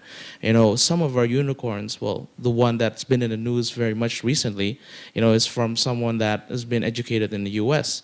And I think some of our friends here on the panel obviously are also foreign educated. So this huge, reversing of the brain drain is very important, but you can't just rely on that. You need, coders, you need people well trained in, science and technology, engineering, medical sciences. I think that's really got to be the primary focus for Indonesia. Spending on research, spending on training, and then making that training real, and not just teaching theory, but making it implementable in real life. Teaching them to work rather than teaching for theory's sake. I think that should be a primary objective for Indonesia. Thank you. Thank you so much. And do you want to highlight something about the organization that you work on? What are they doing as well on this field? I'm very lucky to have two fellow colleagues on the ASEAN Young Entrepreneur Council. And I think to simply explain the role of HIPME in Indonesia is that we're the apex organization for young entrepreneurs. And to be in that organization, you have to be an entrepreneur. You can't just be someone that owns a talk shop or something like that. And I think we're primarily for people that are SMEs and smaller, although we do have, billion-dollar valuation CEOs in our organization, but that's certainly not the norm. And we exist to sort of help economic uplift through entrepreneurship. And then, our graduates, because we age out at 41, generally go on to the Indonesian Chamber of Commerce. And what we're doing also is helping, and this is another important thing for startups, to help entrepreneurs look beyond the borders of Indonesia and more into the wider region and globally. And that's why it's very important, for us to be able to say, if one of my members wants to do business in the Philippines, I just call up Mark and say, hey, bro, I've got this one member and he wants to do business ABC. Do you think you could match him with someone, or could you help him through, the regulatory red tape? We exist to both teach and connect our members. Thank you so much. I think it's good to see that there's beyond the borders, there's a lot of interaction from the government side. I think me and Chinawat was part of this from the Malaysian government, also beyond borders in terms of ASEAN collaboration and how governments can work together in terms of policy environment, but also supporting young entrepreneurs. But also echoing the word again that, entrepreneurs lead in this entrepreneurship dialogue rather than being talk shows, but really hands-on action. Thank you so much for that. So then moving into Philippines then. Mark, tell us a little bit about, again, about the context in the Philippines and also the government the action plans in terms of supporting startups, but specifically on your ASEAN Young Entrepreneurs Council and how you guys are supporting the ecosystem over there in terms of collaboration. Would like to hear from you. Yeah, sure. Just going, adding on to what Hans mentioned. So the Philippine Young Entrepreneurs Association works much like HIPME from Indonesia. So since the establishment in 2015, PYEA is the official representative of the Philippines to the ASEAN Young Entrepreneurs Council. So we're also recognized by the Department of Trade and Industry as well as the ASEAN Business Advisory Council. We work as a national platform for promotion, networking, and engagement of young entrepreneurs, for deepening and sustaining the integration process of the ASEAN Economic Community through participating in events like this and other ASEAN-related activities. I want to touch on an event that we recently had back in September 20 of this year. It's called our flagship event of the ASEAN Young Entrepreneurs Council. It's called the ASEAN Young Entrepreneurs Carnival. This was spearheaded by Malaysia in 2016. By Malaysia Association of ASEAN Young Entrepreneurs, and so our event, because the Philippines is the host of the ASEAN this year, it was held in Manila, and we hosted more than 1,500 young entrepreneurs and over 200 delegates from ASEAN member states. So this was a very successful event in terms of PYEA's achievements, and it was streamlined on the internet, and more importantly, during that day, we launched the ASEAN Young Entrepreneurs Association, which we've been working on for quite a few months now, few years, yeah. So a little bit more about PYEA. Our members, again, much like HIPME and Nelson's members. Our age group is 21 to 45. They have to be entrepreneurs, and we network them. We provide them information on funding opportunities, networking, and things like that. But to answer your question about on a policy level, we don't create policies. We're not government. We're business men, business women. But we are every quarter we're supposed to, generate reports and report this to the ASEAN Business Advisory Council. And what happens is we are the bridge to the government in terms of creating policies, and letting the voices heard of the young entrepreneurs. So I think that's it. Thank you so much. I think it's also important that bridging part as well. I think because one of the main challenges, especially in our project and everything, talking to young people, and also it came out in the first panel as well, there's a lot of activity happening in the policy making and the top level, but it's also about the community engagement, how they can be part of these dialogues and also know about what is happening. For example, China would mention that 2 weeks back this was happening, so how we can spread fast, especially for young digital entrepreneurs. So I think that bridging part is also an important play that we can engage as well. So moving out of ASEAN to Hong Kong, so we have Laurent over here.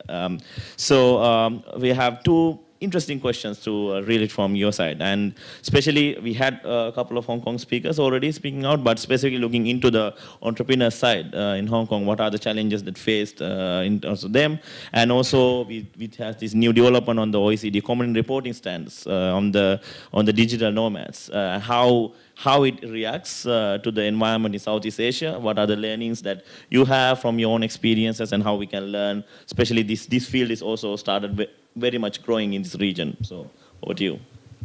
Okay, so first of all, thanks for staying after the hours, admire your courage and devotion. For the first question, what are the key challenges? So before addressing the key challenge, I would like to say Hong Kong remains a fantastic place to do business. And one of the reasons we have to talk about challenge is to see, okay, how can we make it better, actually? So I still believe Hong Kong is an amazing business place. That's why I established my business there, not being a Hong Kong person initially. So the key challenge, I would say, for entrepreneurs at this moment is the bank account opening. So from 2016, we got a lot of new regulations in Hong Kong, I would say worldwide, but in Hong Kong we maybe felt it more because we were one of the first to really do something about it. So we have more anti-money laundering regulations, more counter-terrorism financing, which are good things actually. We have also, as you mentioned, the common reporting standard of OECD that will start in 2018. We have FATCA that is there for a long time, but this is not really coming from the government. It's really a deal between US and the banks. And all these new regulations are bringing a lot of compliance on the bank's shoulders. And the results of that is we have seen a process that was fairly simple in the past. In 2 weeks maximum, we could get a bank account and MasterCard and start operating the business. And nowadays, it goes up to 6 months. And the success rate for you to get the bank account just went to the roof. No, not to the roof, to the floor, yeah. So I have seen on competitors' websites that are actually much bigger than me, so they handle much more cases, and their statistics, I guess, is more valid than mine. They report that you get 5% chance to get a bank account open, which is quite scary.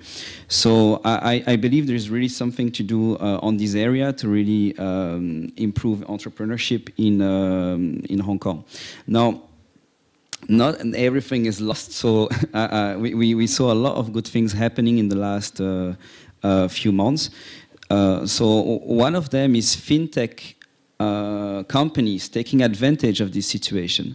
So we saw, for example, one company called NEAT, N-E-A-T, that just launched the business NEAT, I think that's the name of it.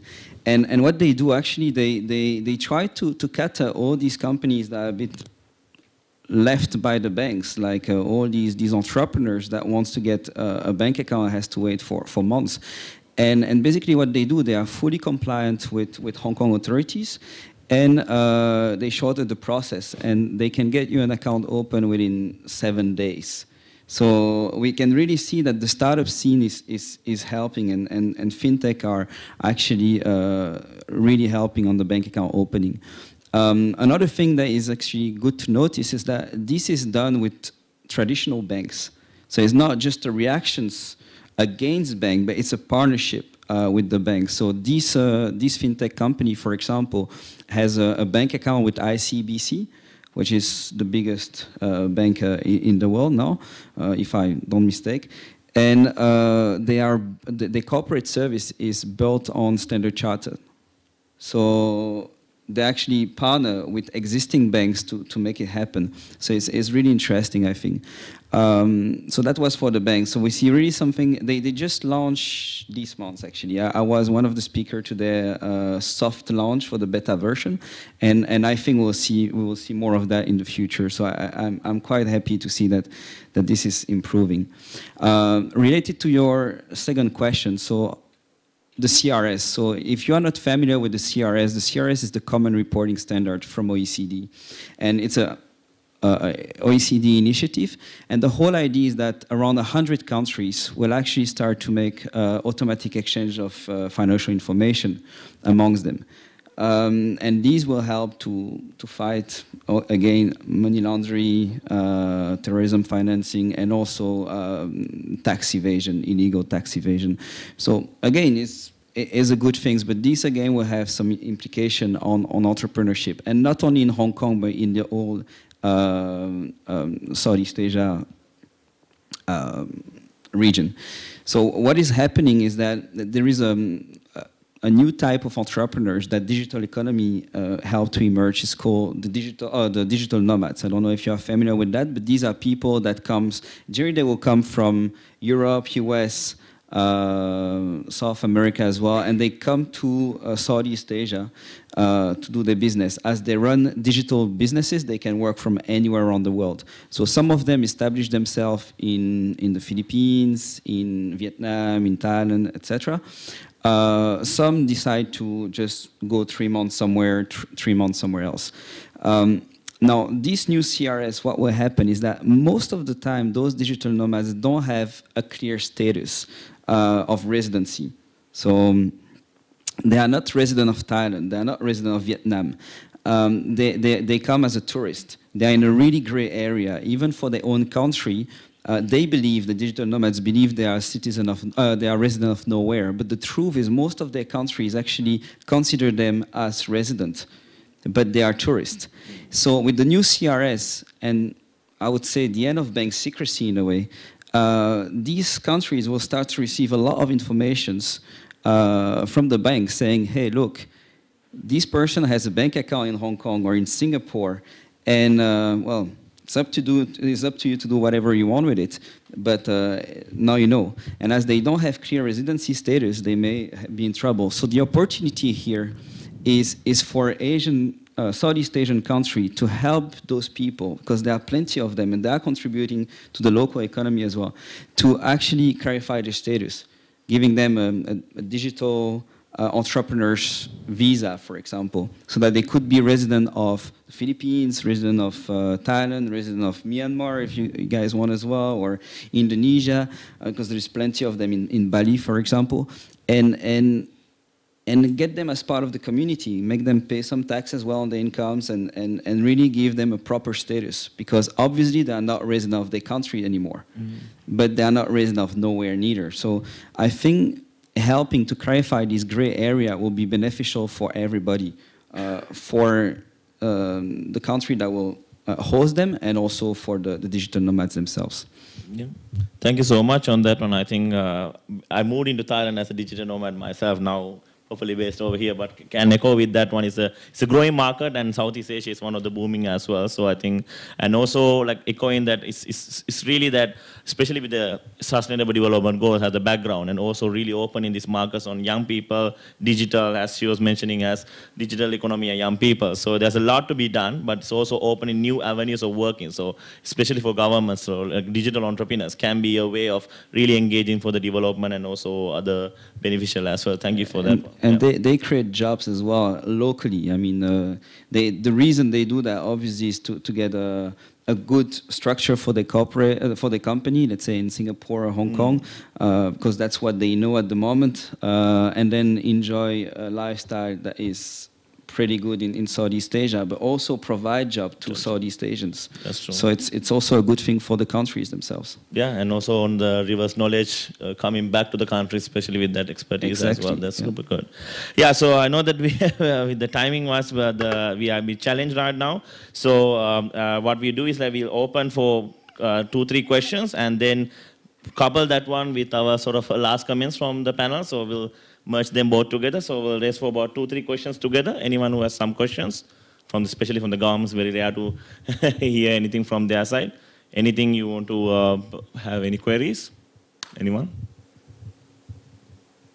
Everyone's tired already. It's maybe, oh yes.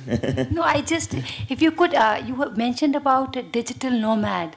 So if you could just elaborate on that, I just wanted to know more about it. Okay. Is there any final questions, or everyone's a bit tired already?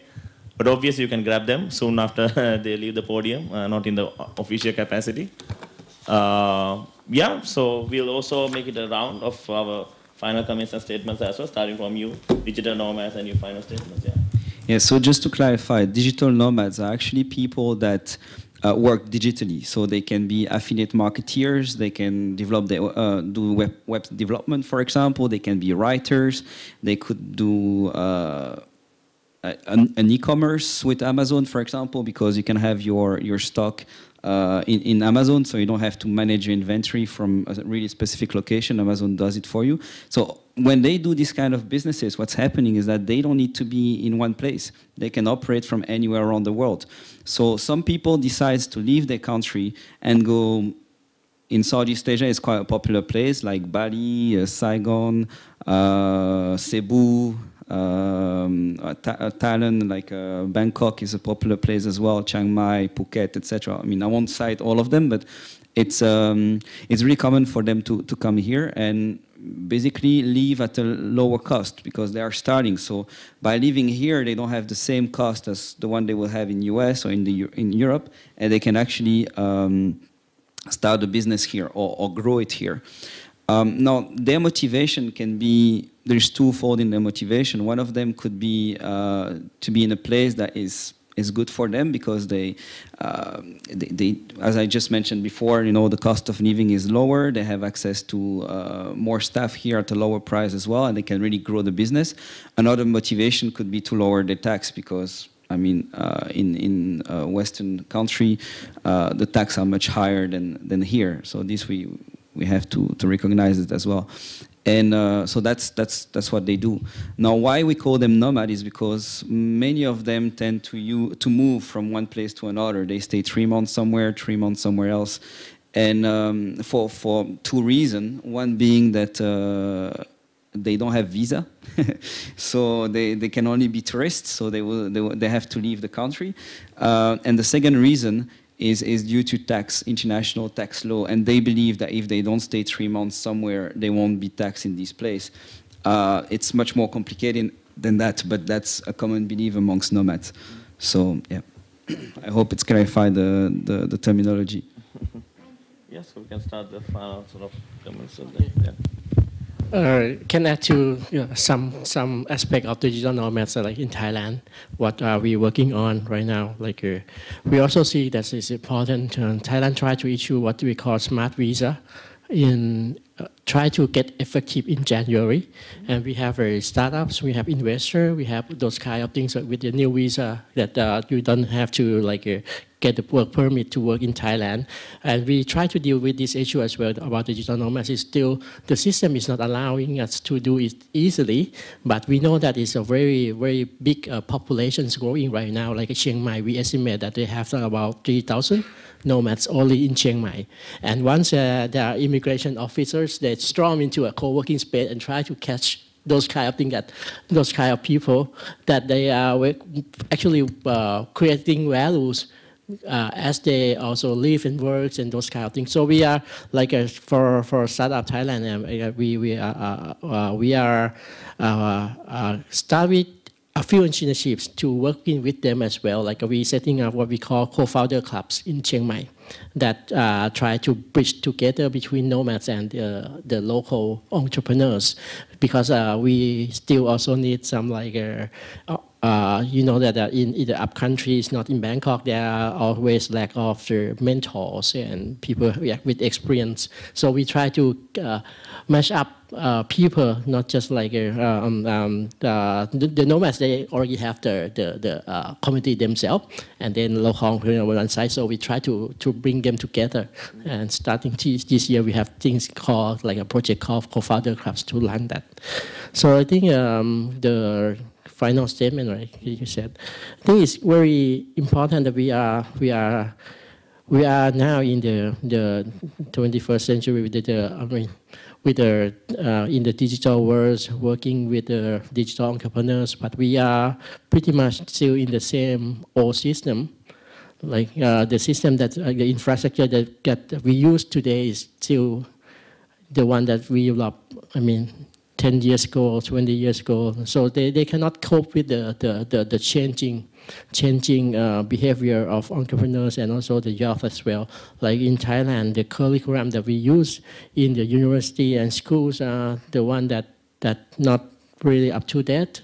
So these are very challenging tasks that we need to do. Not just like we go to schools, providing them a new curriculum, and they can building new talents for country to grow the next decade. But we also have to change the people who are living in the old system, the faculties, the university workers, people who are local entrepreneurs. How we can connect them together and leave no one behind, something like that. It's not just like the one thing that I facing thing is, I think it's quite important. Like people always say to me that when we try to promote, like us last year, we doing like 30,000 students training on the boot camps, things like that across the country for university students. But when they go back to their house, to their home, and then their parents still think that you should go for big corporates. You should go for being like work for government with the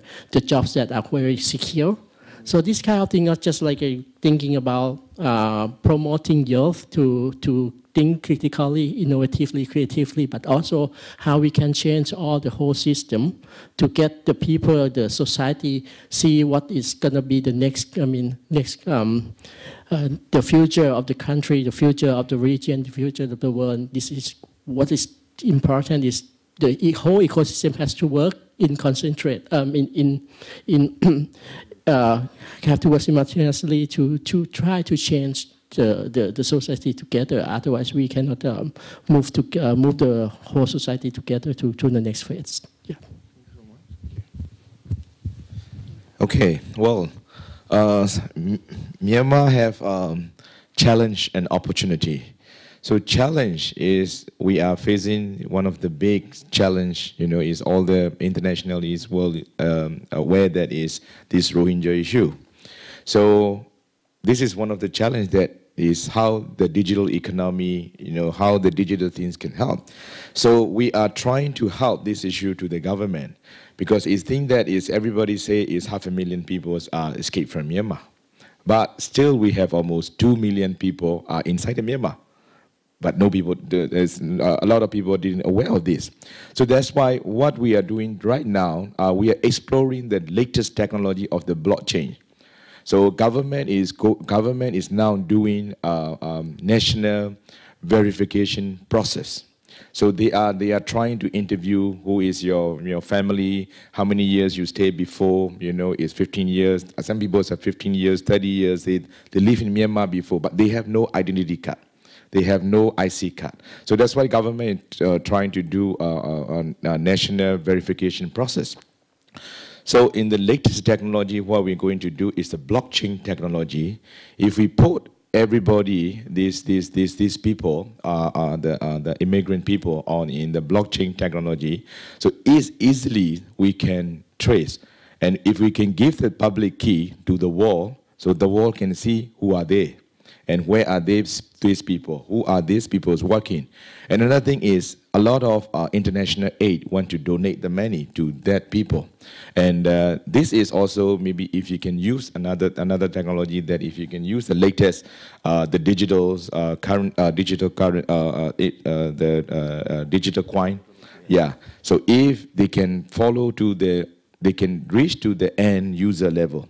So this is what we are enabling and looking for a solution for in Myanmar. Another thing is we have no legacies technologies before.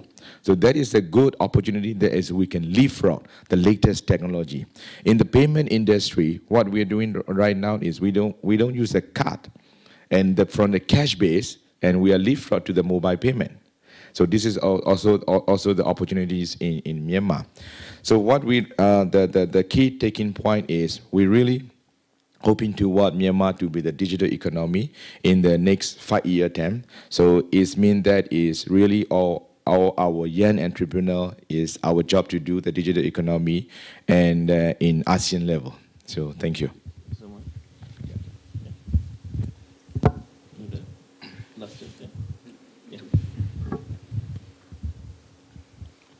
Yeah, so what's the question exactly? The last step was what you want to bring to The last thing. Yeah, there is one more thing that I think I have to mention, otherwise my chairman of the Youth Entrepreneurs Task Force will not be happy. Is I mentioned the issues that we were facing and challenges with the banks, and one of the things the Youth Entrepreneurs Task Force is doing in Hong Kong is that we try to connect with the key stakeholders in Hong Kong, that can solve this issue. So that's why I mentioned NEED before. We in relationship with them, yeah, and on the bank. So yeah. Yeah, just real quickly to end this, just want to talk about a couple of things. The Philippines, the broadband and internet. The Philippines continues to rank one of the lowest in the region in terms of speed. So out of the 15 Asia-Pacific countries during a survey by Akamai, 5.5 Mbps average connection speed was for the country. However, lately there have been improvements by the current administration, and recently they approved the plan to develop a national broadband network. The estimated cost is around $1.5 to $4 billion. So it's going to be used as a host, used to host a national portal, used for government services, and also the goal is to promote areas of the country that are inaccessible or underserved by these current providers. I mentioned government services. I was talking to Lauren earlier. If he was to start a business in the Philippines, he has lack of information and he doesn't know much of the requirements to be able to set up a subsidiary, or the requirements for capital is tremendously high. What I'm trying to say is I think the data in the country is still in an old form of use. So right now with this current administration, they're working towards a more digitalized, more centralized and streamlined process by doing this. There's also recently there's a setup of the Department of Informations and Communications Technology. So that was implemented last June. So it's designed as a chief policy making body involving the use of ICT. So to sum it up, the Philippines is now focusing on internet connectivity, e-government, ICT industries, and ICT-enabled workforce. So, with these improvements, as mentioned earlier, the obstacles can now be streamlined and data is more accessible. And lastly, to add to that, there are a few bills that have been passed or introduced to kind of to help develop startups. So since 2015, during the APEC Summit, some innovation in the Philippines was seen by the world. Some of you may know Salty Lamps. The founder was interviewed by Barack Obama and Jack Ma. So these lamps are powered by salt water for households in coastal areas with little areas to electricity. So what we're discovering is there's a lot of hidden talent in the Philippines, and with these, access to data and things like that will help develop these startups. So and hopefully our association, can further help develop that. Thank you so much. Thank you for giving me this opportunity, because I'd like to take this platform to issue a challenge to the Indonesian government, which is, you know, I believe in big government, but I believe in a light regulatory hand. But I think in terms of going back to the topic, which is, you know, the environment in which digital entrepreneurs grow up in, I think we need to stop thinking at a national level and really think about what you know, hotbeds of entrepreneurism there exist and have worked. And I think everything goes back, if you look at startups, back to the history, is the Xerox park next to Stanford, right? And I think our keynote speaker, you know, referred to DARPA. And, you know, you had this area, you know, where you have dreamers and brilliant students from Stanford working in Xerox Park. You know, you have NASA not far away from there, you know, the top scientists in the world. And you have US Air Force over there. And they all came in that area, and in the 80s produced Apple. And then up until very recently, Facebook was still resident in the park. And so what we need is, you know, to think about identifying areas. You know, Singapore is completely different because that is just a city-state. But can we identify in Indonesia areas where we have this, you know, top level, you know, global top level universities together with top companies like Xerox, you know, operating and producing this sort of synergy where you have an environment that is fertile for digital entrepreneurs. And I believe that we lack that. You know, sometimes it's good to think about national level policies, but we need to bring it down a little, you know, to a realistic level where people like me and Mark and Tuntun and the rest of the people in this room can really feel the vibe and say, you know, this is a place where, you know, ideas are born and become big. And I think the Indonesian government needs to step up its game, because we've got everything needed in order to achieve that. We've got the population youth bonus. You know, we've got a lot of universities, but someone needs to stitch it all together. Thanks. Thank you so much. I think Thailand is also coming up with the tech park. I think I just heard one this thing, and also I think the Malaysian government is Cyberjaya as well. I think, but in a nutshell, as a sum up, I think I can say that governments are moving. They are making changes, and at least in terms of seeing entrepreneurs in leading the governments and advising them, there's a big change over there. But I think, as we heard from the previous panels as well, especially this topic, youth and digital economy is not a single player's job. It's not like one way down the line, not top down. It's actually a community-led, it's an ecosystem approach. So we need the young entrepreneurs themselves, we need the enablers and the ecosystem players, and also governments working together, having these dialogues, coming up with ideas, try and be really productive, but also failing and also learning from each other and creating this ecosystem to move forward. I think it's a good feel that we had this discussion for the first time, I think, in this thing to start it up. So thank you, Marit and the entire team, for being with us. I think it will be a good dialogue to move forward. I'm pretty sure when you come in another 1 year's time, there will be more amazing examples coming from, more opportunities coming through, a more good policy environment as well. So thank you so much for everyone and all of you as well. So let's give a big round of hand for all of you. Yeah, thank you so much. And let me just welcome my director, Mia Mikic, to say a few last words of thanks. Thank you, Marit. Thank you very much for the last panel. I was privileged to listen to some parts of the first and the second panel, and I was certainly inspired by all the rich ideas and the collective sort of optimism and collective energy that was emanating from this room. Actually, people leaving this room, when I had some boring meetings outside, they were telling me, oh, you should go inside. There is high level of energy in there.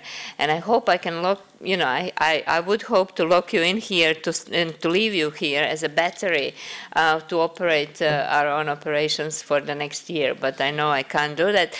However, we can actually invite you back. And I promise that certainly our area of work will be opening up to benefit much more from expertise, from passion, and certainly from experience that the young generation can bring to our own collective work. We have had opportunities, you know, this week to listen to many stakeholding groups, and I think we can certainly try our best to bring together everything and to produce an integrated impact for the sustainable development, because this is what we have committed and what we have promised to our member states, that we'll work together with them and supporting them in developing eradication of poverty, improvement of well-being, improvement of sharing prosperity, and definitely protection of our Mother Earth, as we call it, right? So with that, I really want to first of all thank all our partners, and I have gotten it here written so that that in my tired brain I don't leave out anyone. To the ESCAP Sustainable Business Network, Youth Entrepreneurship Task Force, Australia ASEAN Business Council, and definitely UNDP Regional Youth Project on Leadership, Innovation, Entrepreneurship, and also Hawaii Technologies. I think I would be greatly amiss without mentioning Marit Nilses, who led this project to the very successful end, and your team. Marit, thank you so much for helping out on this and for organizing that. Marit is turning around and wanting to point to many people also that worked with her. Chen Wen was definitely here from the very beginning, Mame and the rest of the team, Shannon, and I see people around from the division that contributed. I can't. Yes, so I definitely cannot number them all, but I thank you all for helping us out with this new initiative, and we will continue working on this front. With that said, if you are still around tomorrow morning, let me do some advertisement for further work. We do have a high-level dialogue, that will try only, and I know they will fail, to produce the same level of quality discussions as we have had this afternoon, but we will definitely take you as a benchmark. So thank you very much all, and thank you to the audience for supporting this and for asking very smart questions.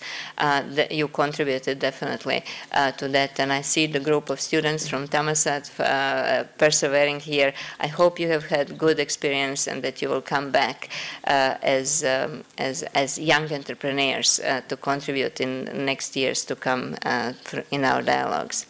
So with that, to those that are leaving Bangkok, safe journey home, and for those who are staying, please come and be part of our work and definitely this week our activities. Thank you very, very much.